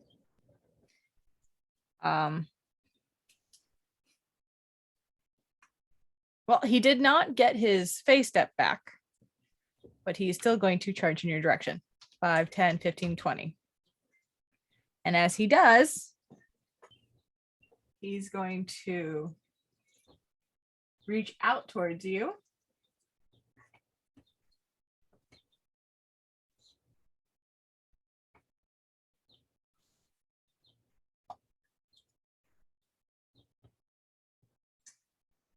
Yes. So with his wisdom and proficiency. Oh, okay. Yeah, that's not a problem at all.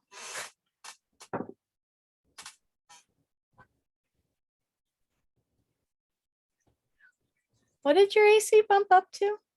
20. About that.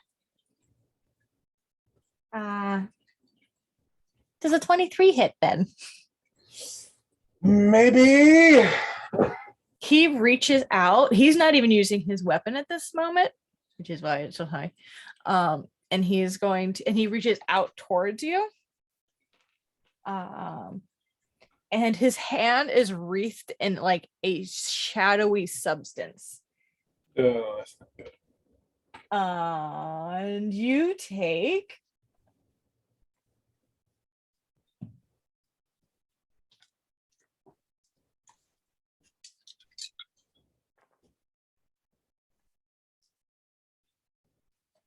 10 points of necrotic damage.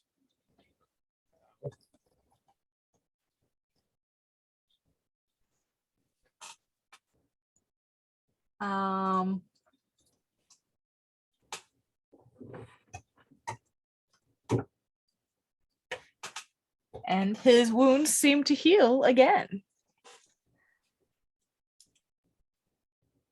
I know that spell. It's one of my favorite spells. One of those spells I took on devotion and never used. Like, and that shadow has seemed to like attach itself towards you and is kind of floating around you.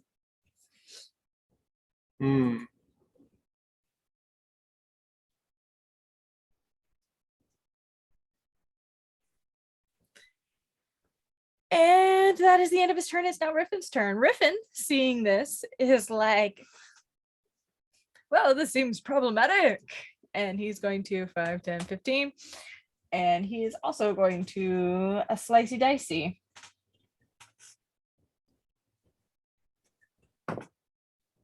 No. No. he still has that D6. Oh, yes, he does. That might work for the first one.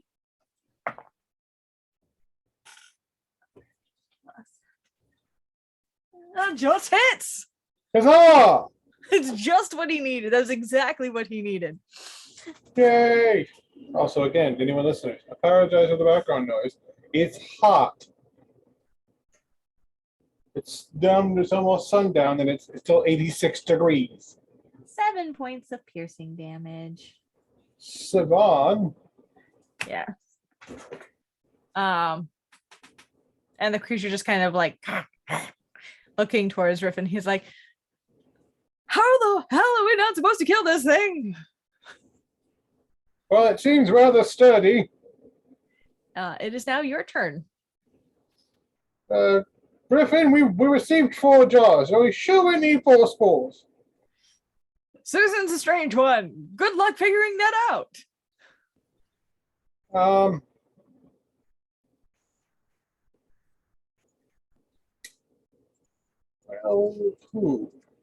now that it's this close to me, because Griffin is this close to me, I get sneak attack. I hit it with a melee attack. Okay.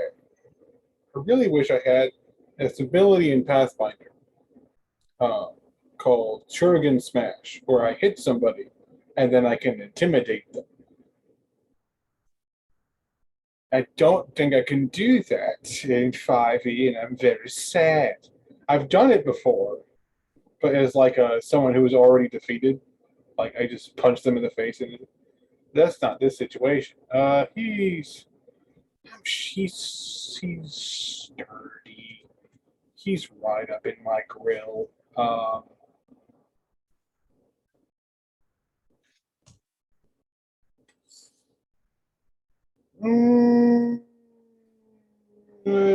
He's 5 feet. Oh no, Griffin is too close for that spell.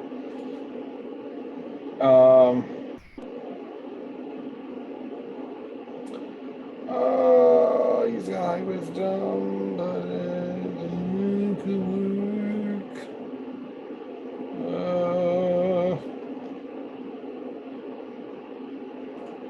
Shit.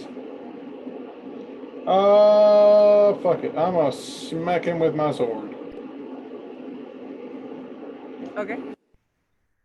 And your sword is not magical? No, I have not gotten the chance. It was something I was intending to maybe have done, but I have not done yet. Okay.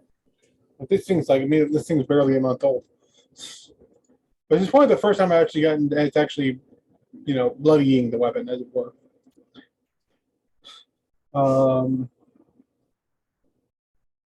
Dirty 20. Dirty 20 hits? Yes. Okay, so that is a d6 damage. And 2d6 for sneak attack because Ribbon is that close. Yes. Okay. So that's an 8 slashing and 8 slashing and I guess also slashing because that's the couple of damage I was doing. 11 sneak attack. 8 slashing regular and 11 sneak attack. I am trying to hit it in a manner that is non-lethal. I'm not aiming for any vital areas. Just sort of trying to smack him away. Okay.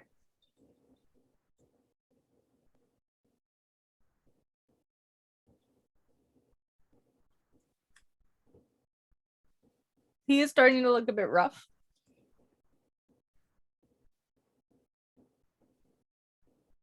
But he's not down. Gerald will still say to him in Sylvan, "Oh, we need to board up those spores and we'll leave you alone." Okay. That's all we need. Do you want to make that your bonus action to try and convince him? Yeah. Persuasion check with disadvantage. Okay. You keep hitting him with fire. He keeps trying to kill me. Of course. You stuck up on him. That's fair. Okay. So you are good at disadvantage. I like you, die. That's why everyone hates when I use you. 24 for persuasion. Okay.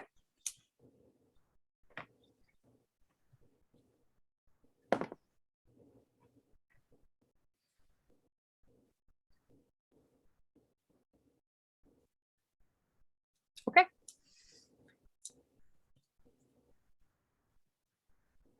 There's a moment of a hesitation, but you don't know what that means. It's not in silver. It's just in. Yeah. I don't speak. It's now. Is that the rest of your turn? Yeah. Hit him with melee attack.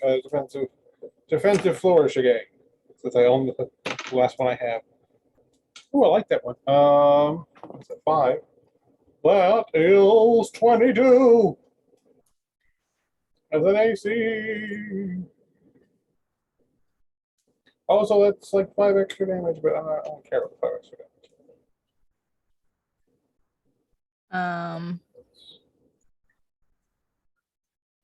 You said it's extra damage? No, not that one.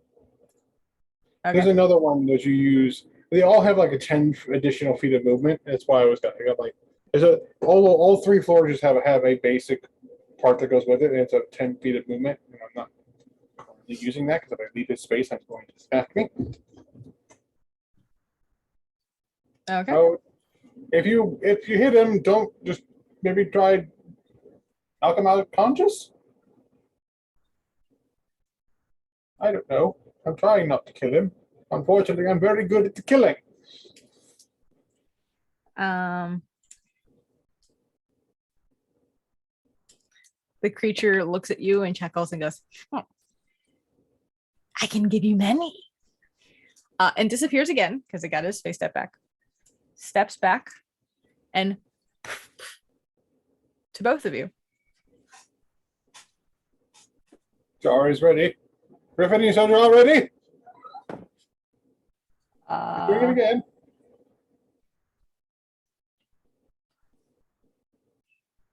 21. Just miss. Just what? You just missed. 22. And the second one still hits Griffin. So even though he's got his jar ready, he's still not quite ready enough, and it takes him in the chest. Acrobatics, yes. Roll your acrobatics. 19. 19 succeeds. You have a third one. There you go. Puts the jar away and Well, you still have to cork it with a bonus action. Okay.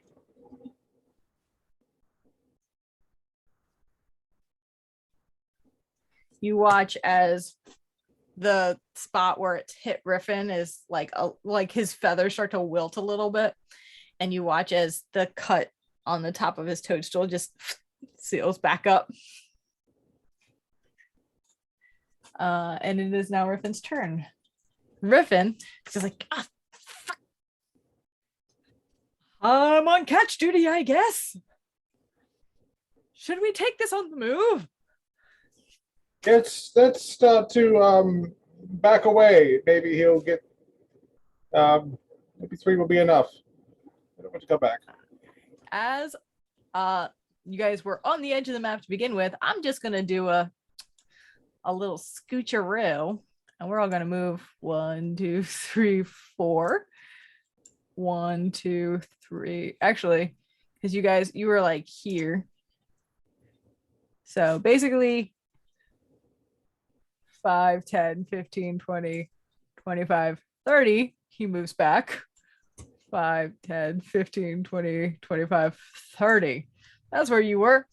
Riven just starts moving back with his jar at the ready. So he's already done. That's his movement. Is that? Yeah, he used his turn to move out of the way. Okay. And he's got his he's now put his short sword away and has pulled his shield back up. He's only using the jar now. Okay. And that is his turn. It is now your turn. I will put away my sword, back to its cane form, and start to slowly back away. Okay. I guess I will try and talk to him in silhouette again. Like, maybe next time we don't sneak up on you and be rude, and we can just maybe trade the sports next time. No need for attempted murder. Let's see, I Are have you going to move 35. as well, or are you just Yeah, I'm seeing this as I move backing up. Okay. 5, 10, 15, 20, 25, 30, 30. Back to here. okay? You say that while you're slowly backing away. Make another persuasion check with disadvantage because you guys are actively fighting him. That's quite as good, but it could have been worse. 22. 22. Yep. Okay. Yes. I'm mathing correctly. I had a 13. I rolled a 17 and a 13. That is 22 because I plus 9 to my persuasion. You start to hear him. He speaks a little bit in a language that you do not understand. Oh, good. And then he goes, trade? What trade do you offer? No trade. And he, because I'm assuming that's the end of your turn. Yes. Yeah, I assume I immediately started using his turn without asking you, and then he's gonna just offer one more. Actually, no, he'll hold it. He's gonna hold because your persuasion was high, but he's like holding and he's like Trade. Okay. Okay. Okay.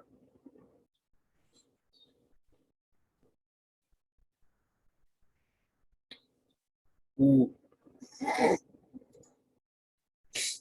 He will reach into his bag of holding and take out a small pouch of mystery powder.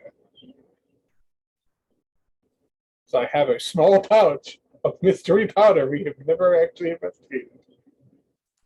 Remind me when you got that. I think it was.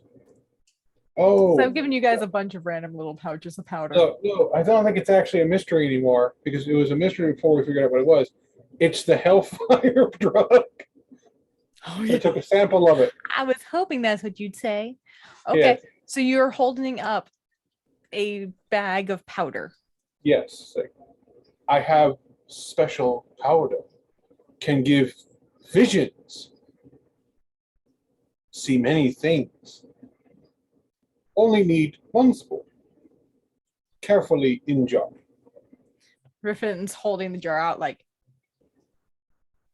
powder for spore. Make one more persuasion check. Okay. A disadvantage or just straight? Just straight this time. Okay.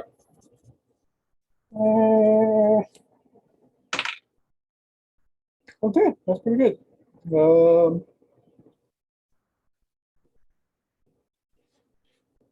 A 23.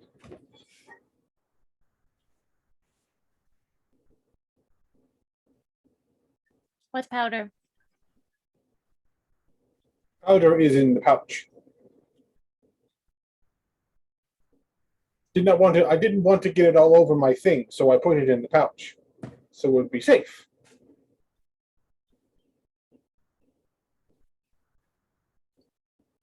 Are you holding your turn to do this? Because Riffin held his turn during this conversation. Yes, he has to get to us. Not going anywhere close to this thing. Did not succeed. 5, 10, 15, 20, 25, 30. You see that bound over. Pouch. Griffin, go jaw, please. Jar. Jar.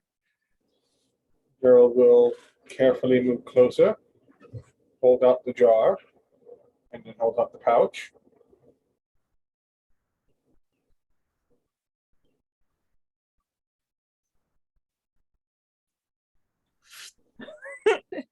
directly into the jar and snatches the pouch from you and immediately opens it. It's where it's a red fine powder. He corks the jar.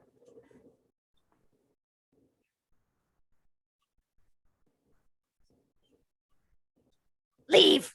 And he starts to hop away. Absolutely. Everything's good.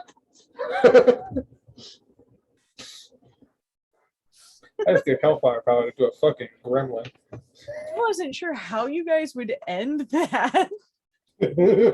Just like, yes, folks, that's the moral to take away from this lovely encounter. How do you solve your problems with an extra dimensional gremlin? Drugs. Yes, I'm a little hidden in darkness. Yeah. I knew that powder. I had to remove the powder from my bag. I knew that those drugs would come in handy. But like, I need to. It's one of the things he's like, how do I get rid of all these drugs? And now I know. 1 dose of mystery powder. So, with your 4 jars, you make your way back towards Susan's hut.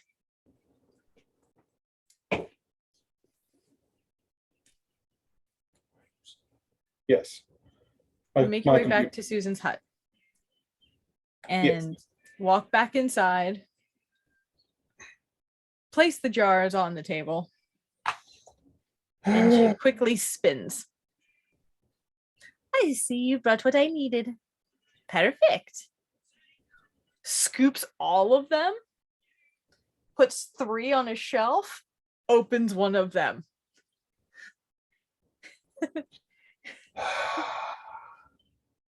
Well, this just means we don't have to make that trip again for a while. You watch as a small bit of sand on the counter starts to move under her fingers and go into the jar and like scoops underneath the spore and lifts it. Would be a good plan. And drops into the cauldron. She goes, I'll be done shortly. Out. I've work to do.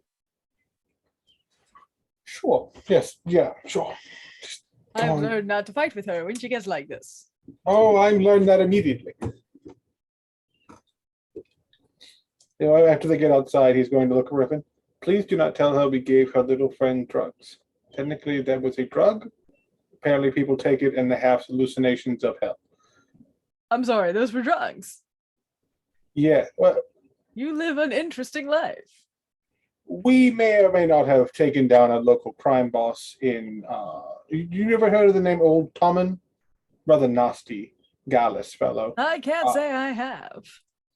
You're all the better for it. He was a rather nasty man that we had a run-in with. We took down his operation, and I took control of one of his safe houses, in which I found several pouches like that of various drugs. And I had a couple with me because I was going to see what they were, and what if they could be used for anything other than horrifying hallucinations. I didn't get a chance to do so, as things tend to do fall to pieces every 5 minutes. Sounds terrifying. Oh, quite. But I have not taken it myself. It was I got news from a friend, from a former associate of Tommen, who I have recently employed, told me about it. So I have more if we need to do that again. Hopefully not for a while, since she only needed one, which I suspected from the beginning. But yes, next time we offer him more pouches and less of our vital essence. Because that hurt.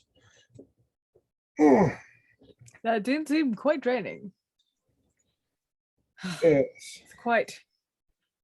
She told us not to kill it. I think we could be there all day. I don't know if we could actually, there were more of us perhaps, but if it just kept healing itself after hurting us, it probably would have lasted quite some time. Thankfully, it had a way of healing itself.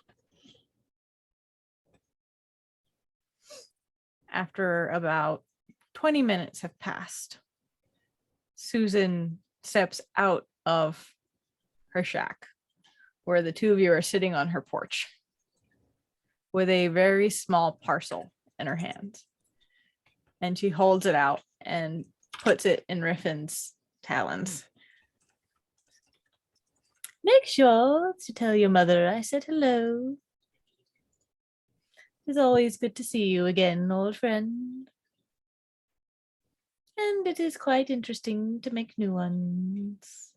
Of course, I will give my sincerest fuck off to the gentleman in town. Please do. Yes, if we can, I would like to make a stop there before we head off to your folks' house. And yes, so he's actually going to like help Griffin onto the horse and then get on himself so that they can get out of the swamp faster. Okay. When nothing but a delight. I hope we meet again on excellent terms. The trip continues for a few more days as you're now on nostalgic, familiar roads that you haven't been down in a while. Roads that remind you of when you first met your group. You pass through Winnowing Reach, able to stay one night at the familiar tavern run by a family of ferrets, I believe. Yes, lovely people. I will. Or weasels, sorry. Yes, I will entertain them for the evening with my lovely lute. Free of charge. All right. You're able to inform Walden. And he is a difficult person to get a hold of because he is also dealing with the fact that now his town needs to come up with a representative. And he's too busy running his own town. He doesn't have time for that. I mean, I'm sure perhaps one of the lovely people who run the tavern, who everyone in town knows and trusts, would be suitable. You're able to inform him of what you need to and pass on through the rest of the Mockton swamps down to a sleepy but familiar burrow where everything began in Meadowfen, Zinzi's hometown.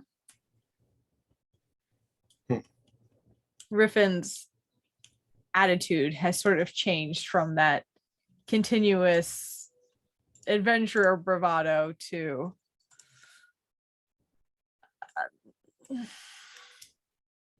small town guy who's just had some success. You know, this is his home. Yeah.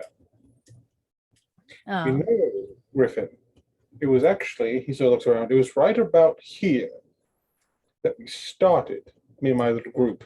We started right about here when we met a lovely little Alluran named Eliza. You may want to visit her shop next time you're on the Old Hut. Variety of wonderful things. She's a delight.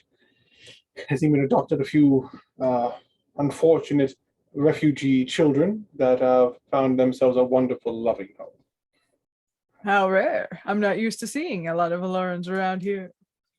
Oh my, we were quite surprised to find her here and help her before the coalition had disbanded. We had saved her from some bandits, one of which I had run in with before. But oh God, there we got her to the Elder Hut safely. Humble beginnings. Yes. Well, these are my humble beginnings as well. Come, let me show you my family farm. Ah. He leads you past the town center, off closer to the outskirts of town, a tiny corner no one would really think to notice. And you see a small, quaint farmhouse. Very country styles, front step. He looks around the field and goes, apparently my father is not working at the moment, but come, let me introduce you to my mother. I'm sure I'm sure she is absolutely delightful. I certainly would hope so. He'll hitch the horse on the fence and sort of keep the sword sort of on his back, still wrapped up.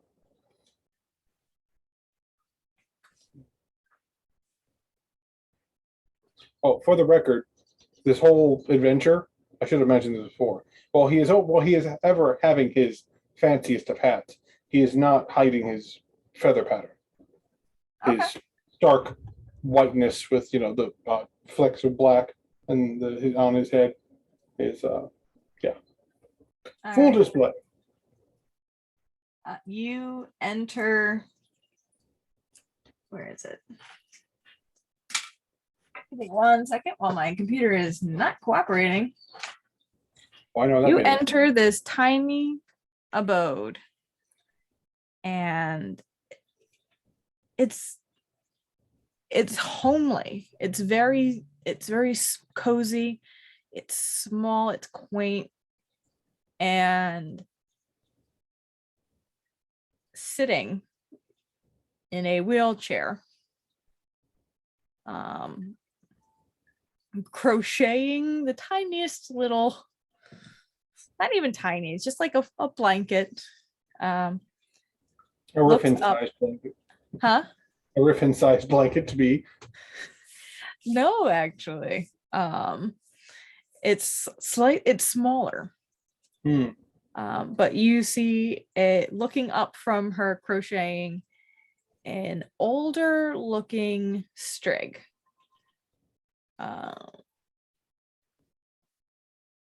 Who, despite the years, looks an awful lot like you.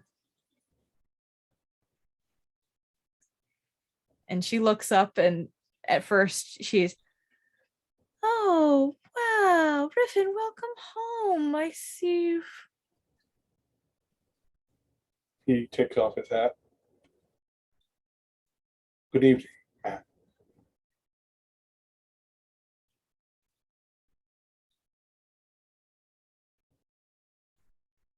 Good evening.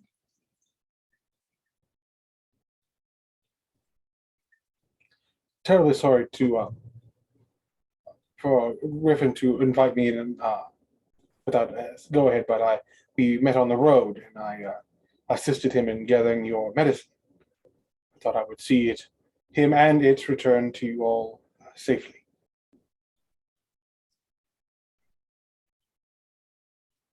Thank you. I'm sorry, you just look a bit familiar, that's all. I get that from time to time. I've traveled quite a bit. Riffin he gives his mom a big hug and a kiss on the cheek. He's obviously adopted. So small. Not only that, he's a completely different kind of owl. Yes. Barn owl? Pygmy owl.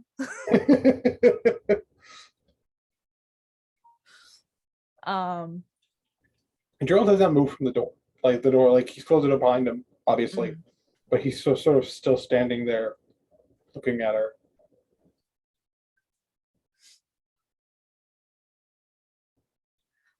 Yes, I probably should introduce you. Mother, my friend here, Gerald, has been looking for some information. Apparently he's come across some kind of interesting tidbit to his own past. And he's looking back and forth between the two of you. I think I'm going to go and find father. Okay. And he just like scooches past you. He'll move out of the way and sort of move just a little bit closer. I don't mean to stare.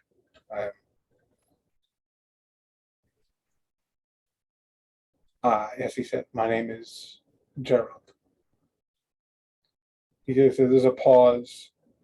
Gerald Nightfeather. She starts to get a smile and her eyes start to well up.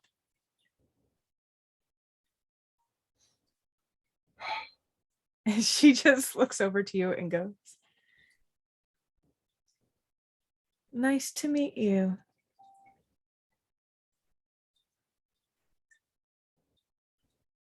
I had an egg that I was going to give that name a long time ago.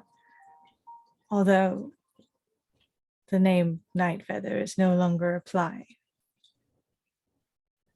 I figured as much.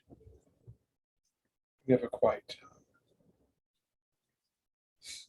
felt right. But it was all alive. No. He unwraps the sword and sets it down on the table. I've had this since I was hatched. And he moves his hand to reveal the pendant and this. Are And you coming closer to her at all? Yeah, he's coming a bit closer because she's not going to be getting up and going to see him. No. She's in a wheelchair. He's she slowly reaches, he's working his way there. She reaches forward as if to hold on to the amulet that you're wearing. And if you get close enough that she can like look at it, she then switches and just holds your face in her hands.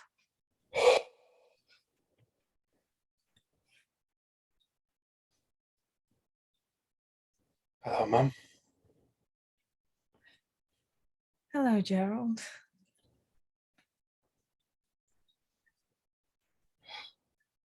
And she's stronger than you would expect, and she just pulls you down into a hug. Yeah, he'll return the hug. It's just tears. His whole facade is gone. It's just tears. He's hugging her.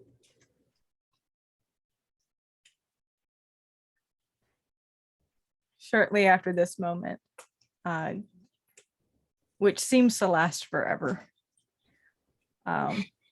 Riffin returns with another older looking owl.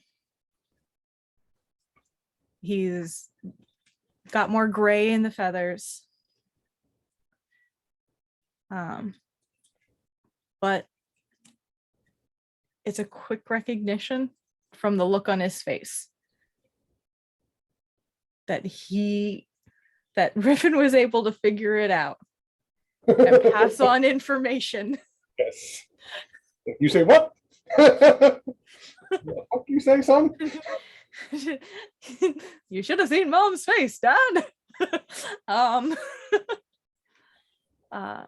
And at the doorway, staring at you just in shock, and then looking down at that sword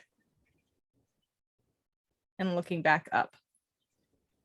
Gerald will leave, somewhat reluctantly leaves the embrace and sort of look across the room. Hello, Father. Surprise. And he's speechless. And after a while, you see the woman you now know to be your mother look at him, peek around and go, "I wasn't crazy. I told you, Eilert." And he comes over and his hands are shaking, and it's just like he reaches out to you as if to see if you're actually there. He'll take his hands. I'm good at vanishing. I'm good at hiding. I'm good at sneaking. I'm not going to turn into a puff of smoke. I haven't learned that trick yet. I'm here now.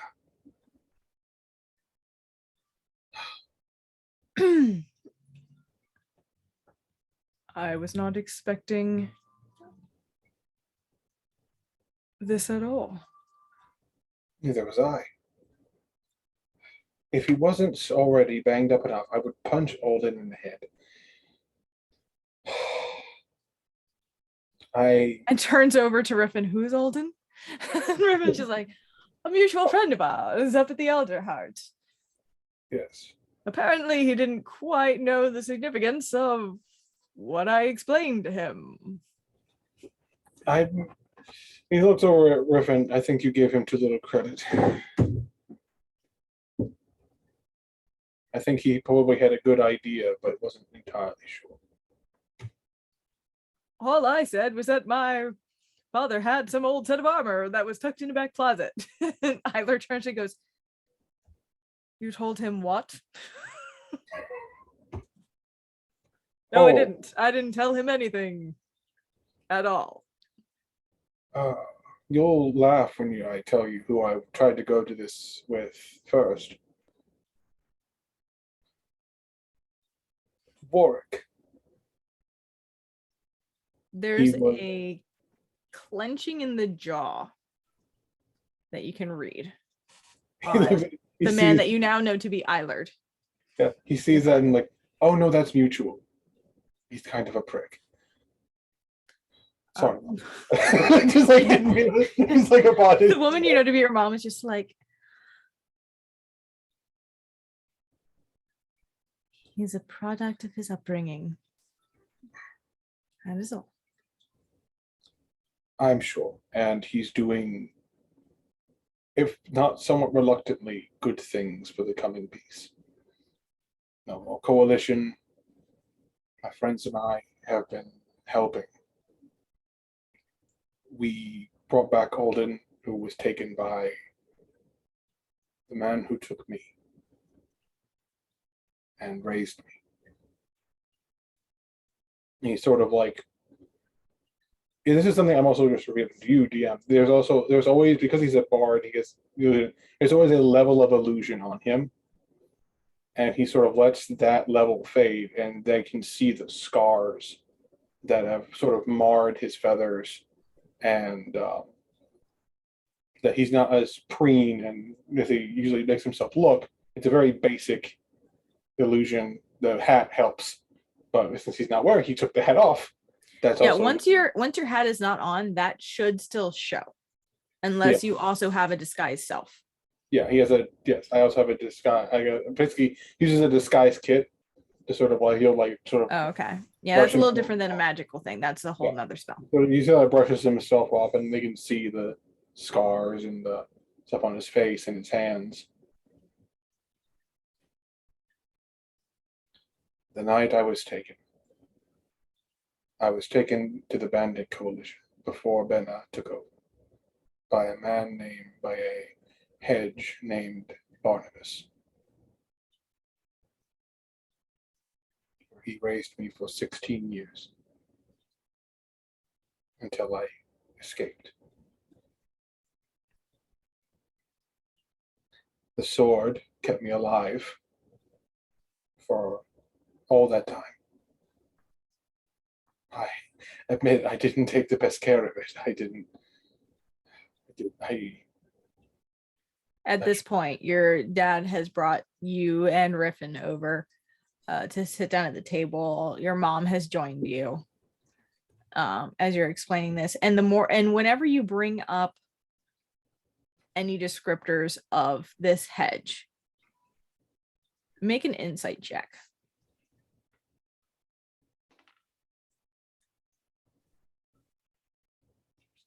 That insight is a that 22. 22. Yeah. There's some trauma there, specifically on Giselle. She was likely present When I was taken. when you were taken. And looking her over, it's probably the reason she is wheelchair bound. Yeah. He sort of reaches over and like takes her hand and gives a very light squeeze.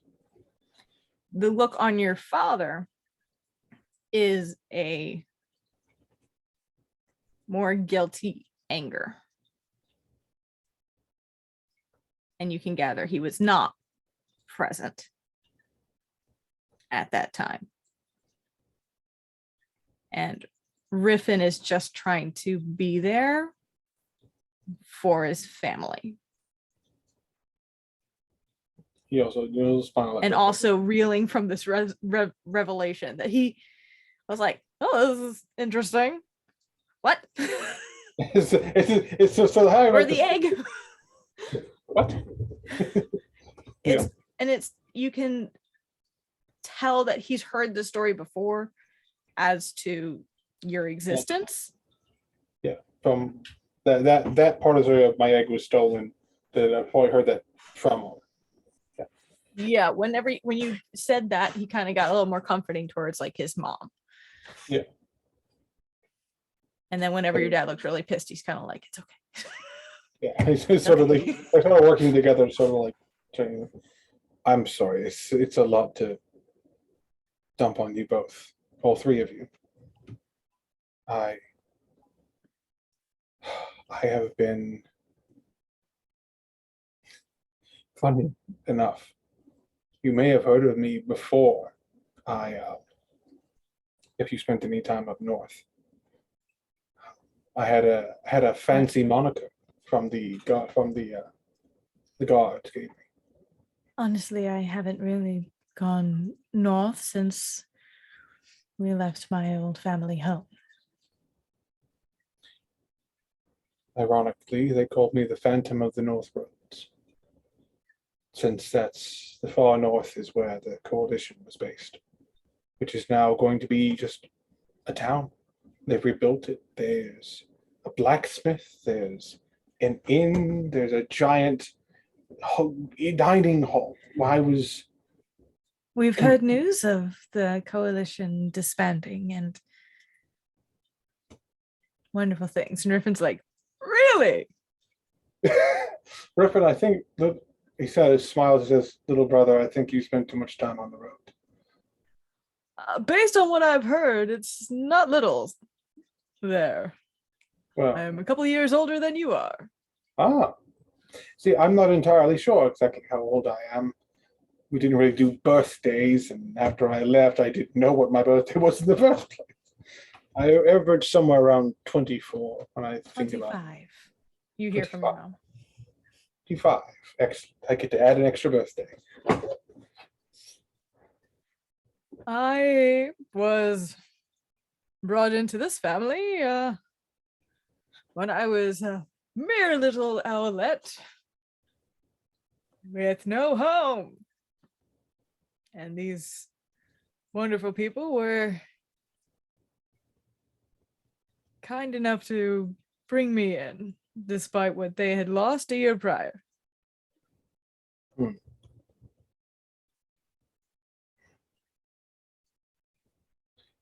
I'm glad they did. So am I. Despite not being exactly related, I think at least my performing persona and you have more. We have more similarities than people would have believed, I guess. Blood relations hardly have anything to do with a family. I've learned that quite clearly. And it looks over to his two parents, who are just kind of like, this kid. Even though he's in fact an adult, it's still like, yes, dear. But it's one of those endearing kind of this kid. Yeah, he's a ham. And they love him. And he's just like, no, yeah, this is definitely my brother. I know we're not blood related. This is absolutely my brother. He smiles to them. I don't want to weigh too much of the bad on me because, yes, there was a lot, and I went through a lot. But now I have a home with my traveling companions in the Alderheart. I'm actually starting my own business, which is good. I'm also intending to put to good use the lessons I never wanted to learn. Because there are people out there using the same techniques, the same lessons to hurt innocent people. And I can't have that. A part of me would love to just stay here and I may stay a couple of days if there's a place to sleep, but a part of me wants to just retire and stay here on the farm and help you and be here, but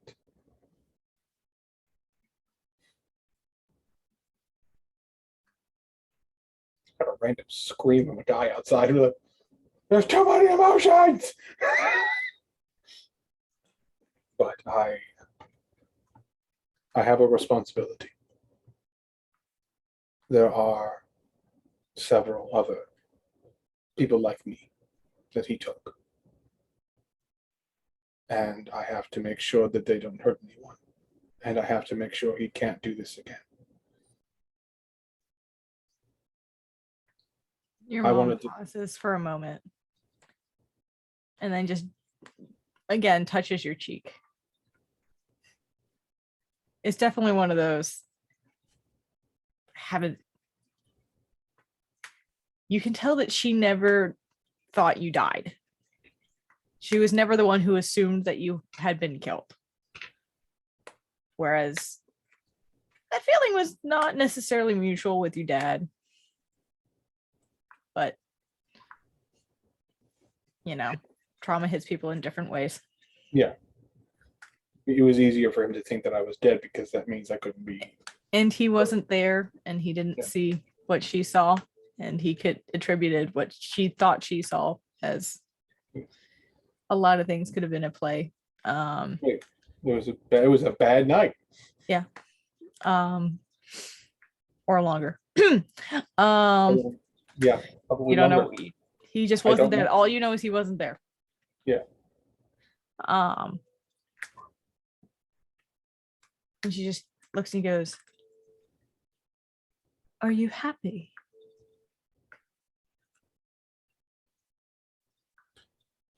That is a difficult question. I'm better than I was. Things like happy, sad, angry, these things are different to me. I was trained how to shove them down or to pick and choose, and it has been difficult to be happy. 7 years I wandered.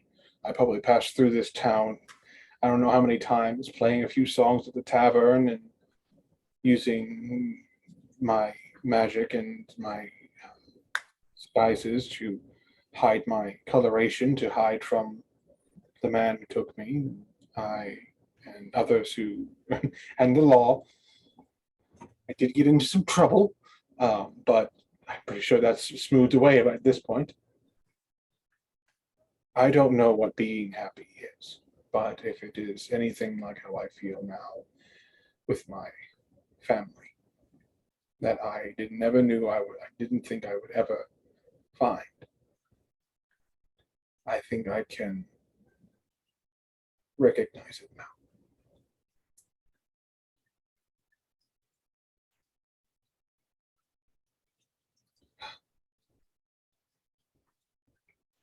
And I have friends who also need to help finding their family.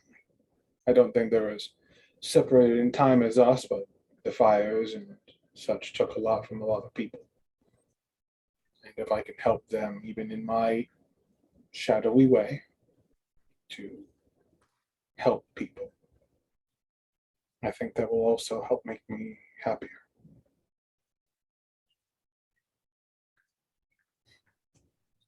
So I would be terrible as a farmhand. I'm sorry, Dad. I'm just not built for farm life. I've been a bard for too long. I'm a little bit too excessive. It grows on you. I promise that. Maybe after it's all over, I'll take over the farm.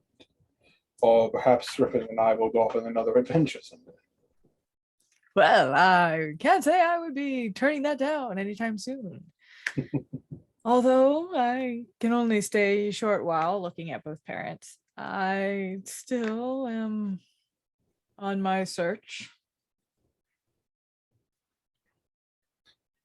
Well, That being said, I'm sure, and looks over at the parents who are like, oh yes, you must stay, please. We'd love you to stay at least a while. I don't see the harm in that.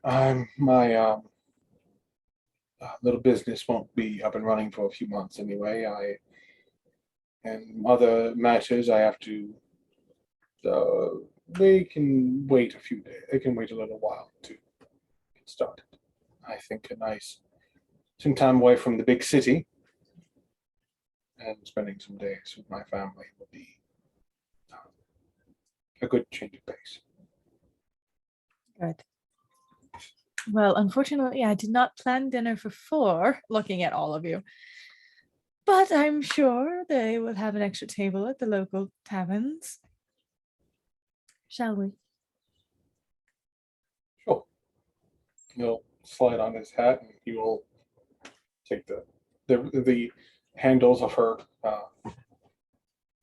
thing of her wheelchair. Griffin kind of gives you like a like, don't do it. As you go to do that, he's just like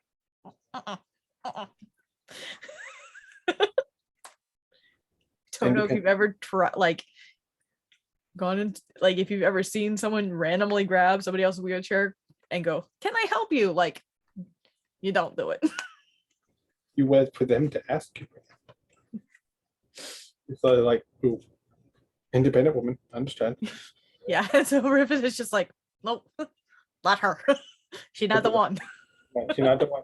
It's just like, nah, you're probably right. And the 4 of you are able to go to the local tavern, talk, learn about each other, and you spend hours chatting and learning that your father's surname is Trueheart. I also heard that before. Because Riffin's last name is Trueheart. That's right. Okay, I'm like, wait a minute. Yeah. Riffin Trueheart, Eilard Trueheart, and Giselle Trueheart. Giselle, formerly Nightfeather. Formerly Nightfeather, sorry. And I know this is a lovely part, but he does have one small thing he wants to ask his mother. I know he's not going to react. He's going to react with a grumpy waving me off. But do you want me to say anything to Orc? Hello, sawed off. Whatever you would like. I'll be seeing him again, given my work.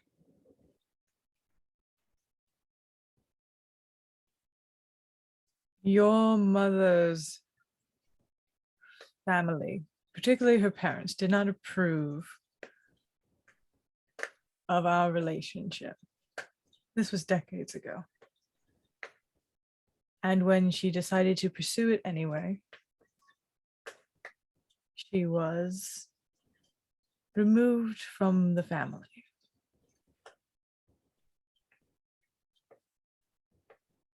Warwick is simply doing as he has been raised. Leave him be.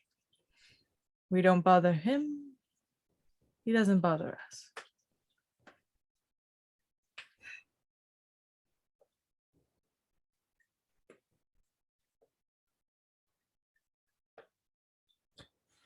I suppose.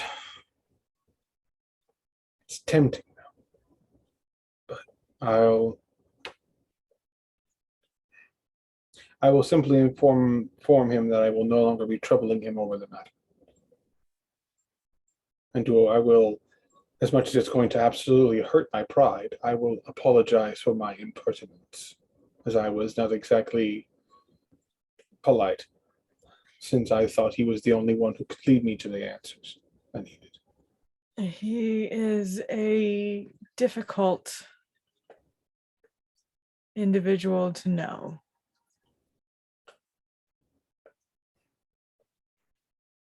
What is he to me? So I have it straight in my head. Uncle? Giselle will pop in and say, yes, he is my younger brother.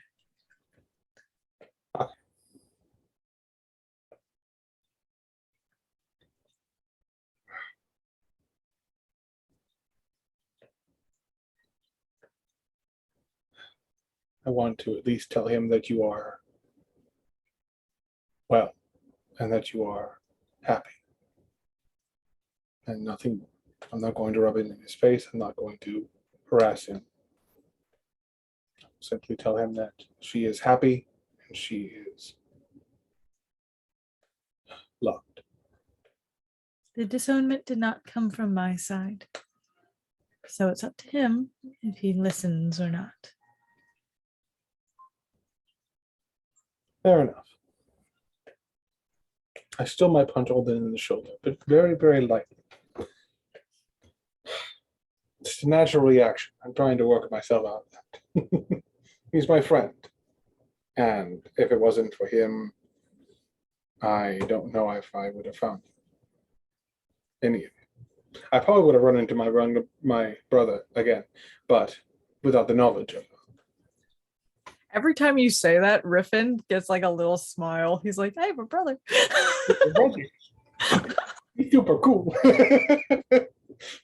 He's like he's like a year older than me, but he still has that little kid kind of. He's 2 years older than you, but he was adopted a year after you disappeared. Yeah. And you're able to chat. You can see that family is important to them, and your return has only increased their value of family. And you are welcomed with open arms by all three. You have a family, an actual family.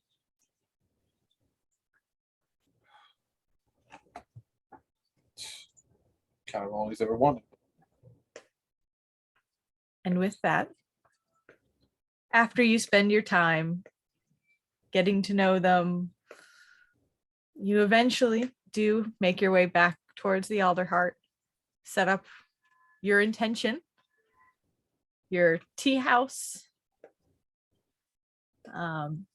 hire a wonderful otter to run the upstairs, who doesn't take shit from anybody. Of course. Especially you. Especially me.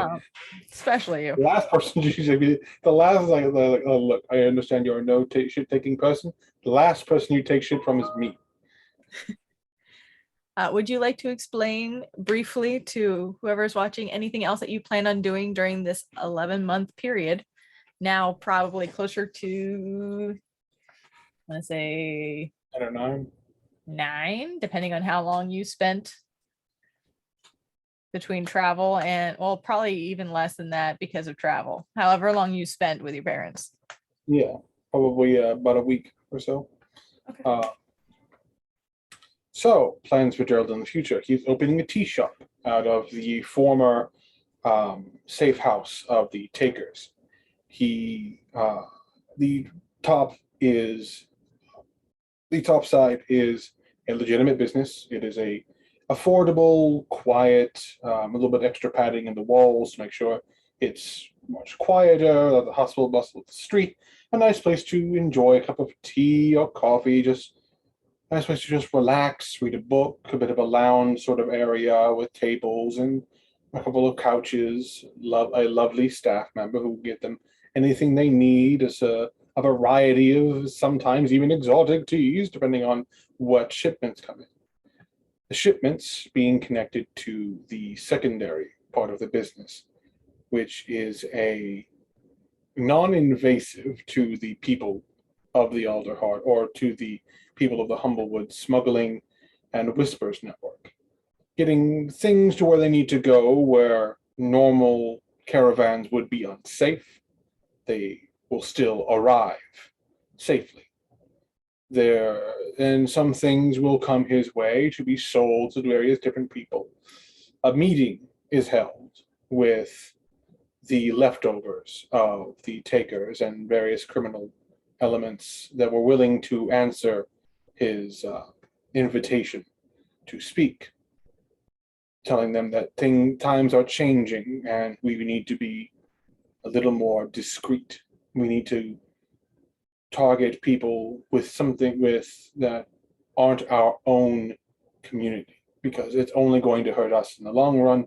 And since the Perch Guard will be now reinforced with this new rising brigade led by someone that he can personally attest is deadly and well trained and will train them very well, the Perch Guard will have much more time on their hands to deal with the likes of them. And so he offers them a choice. Take what you can and leave. Join the brigade if you want, but take what you can and leave.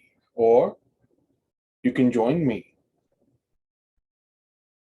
afford to feed your families and live comfortably while doing exactly what we've always done, just to the right people. And those who joined him would begin spreading of his whispers network to begin not only spread across the wood to bring in news of this and that, rumors and such, but also several who are a bit trained by him to blend in a little bit better. Even those who are already sneaky, you can always be sneakier to find even perhaps DM allowing internal problems within the Alder Heart of corruption and dealing and underhanded dealings that would be a detriment to the peace at hand. Because just because no one was born a thief. We are all given skills by a life we never asked for. It would be a real shame to waste them. And so begins the less than illustrious but always entertaining cycle of his new establishment, the Phantom's Respite, tea and coffee shop. And to round it off, I think when he gets back to the Alder Heart, he does swallow his pride, and before the end of day business, politely knock and enter Oric's chambers and do a very polite bow. Speaker, I would like to formally apologize for my brashness as of late. It was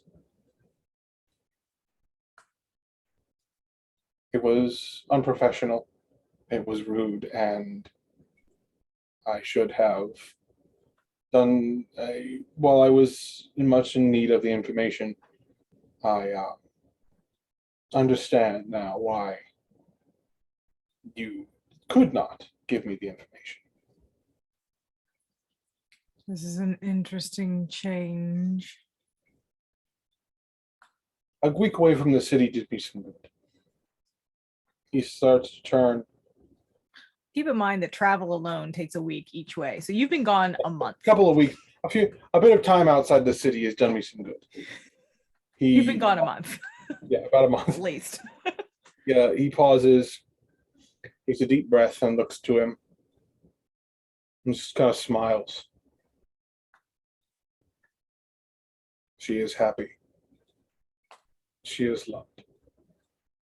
And she says hello. You can roll an insight if you'd like. She's not lying, so. Huh? He's not lying. So he's No, not I gonna... said insight. Insight from me? Yeah. I thought you were going to roll it insight. No, I said he can roll an insight, as in Gerald. Okay. Ooh, that's a good one. That's a 28. Trying to show me your feelings. Uncle. He's not going to call him uncle, but he says. Yeah, there is a slight twinge at it that he has done his best to contain. But it's not like a disgust, like, ugh. It's like, oh. The offer is always open, but I understand. The farm is lovely. And he turns and goes out the door. He is fighting every fiber of his being is fighting, calling him uncle, and he doesn't do it. He walks out. Fuck, that was hard. Just he goes off to do his business. Feels like what I wanted to call him uncle and run, but I wouldn't have gone. I wanted to leave it on a positive note with him because I'm trying to not be a dick. It's a complicated family situation. That is a very good call. Yes, Not avenged well. it could probably make my life very difficult considering what I'm doing. Just a little bit. I don't want to become his special project.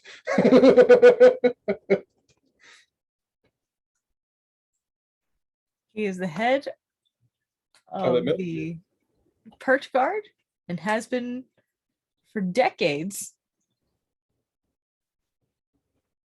It's surprising no one has called you out on your past at all.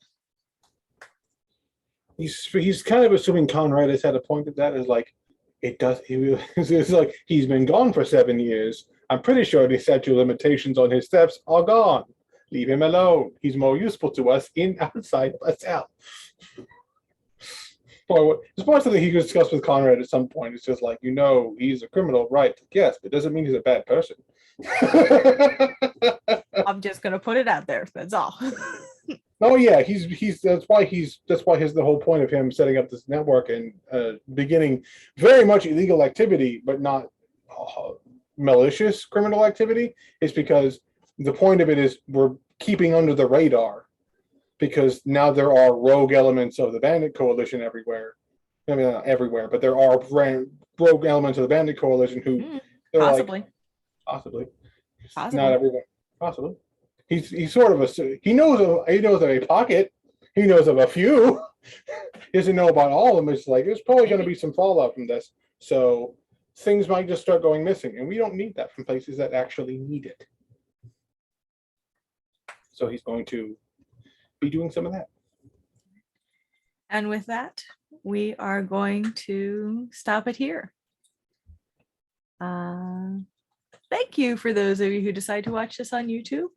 Hope you had a great time, and we will see you in our next round of videos and or when we start back up again. Roll for emotional damage. Bye. Bye.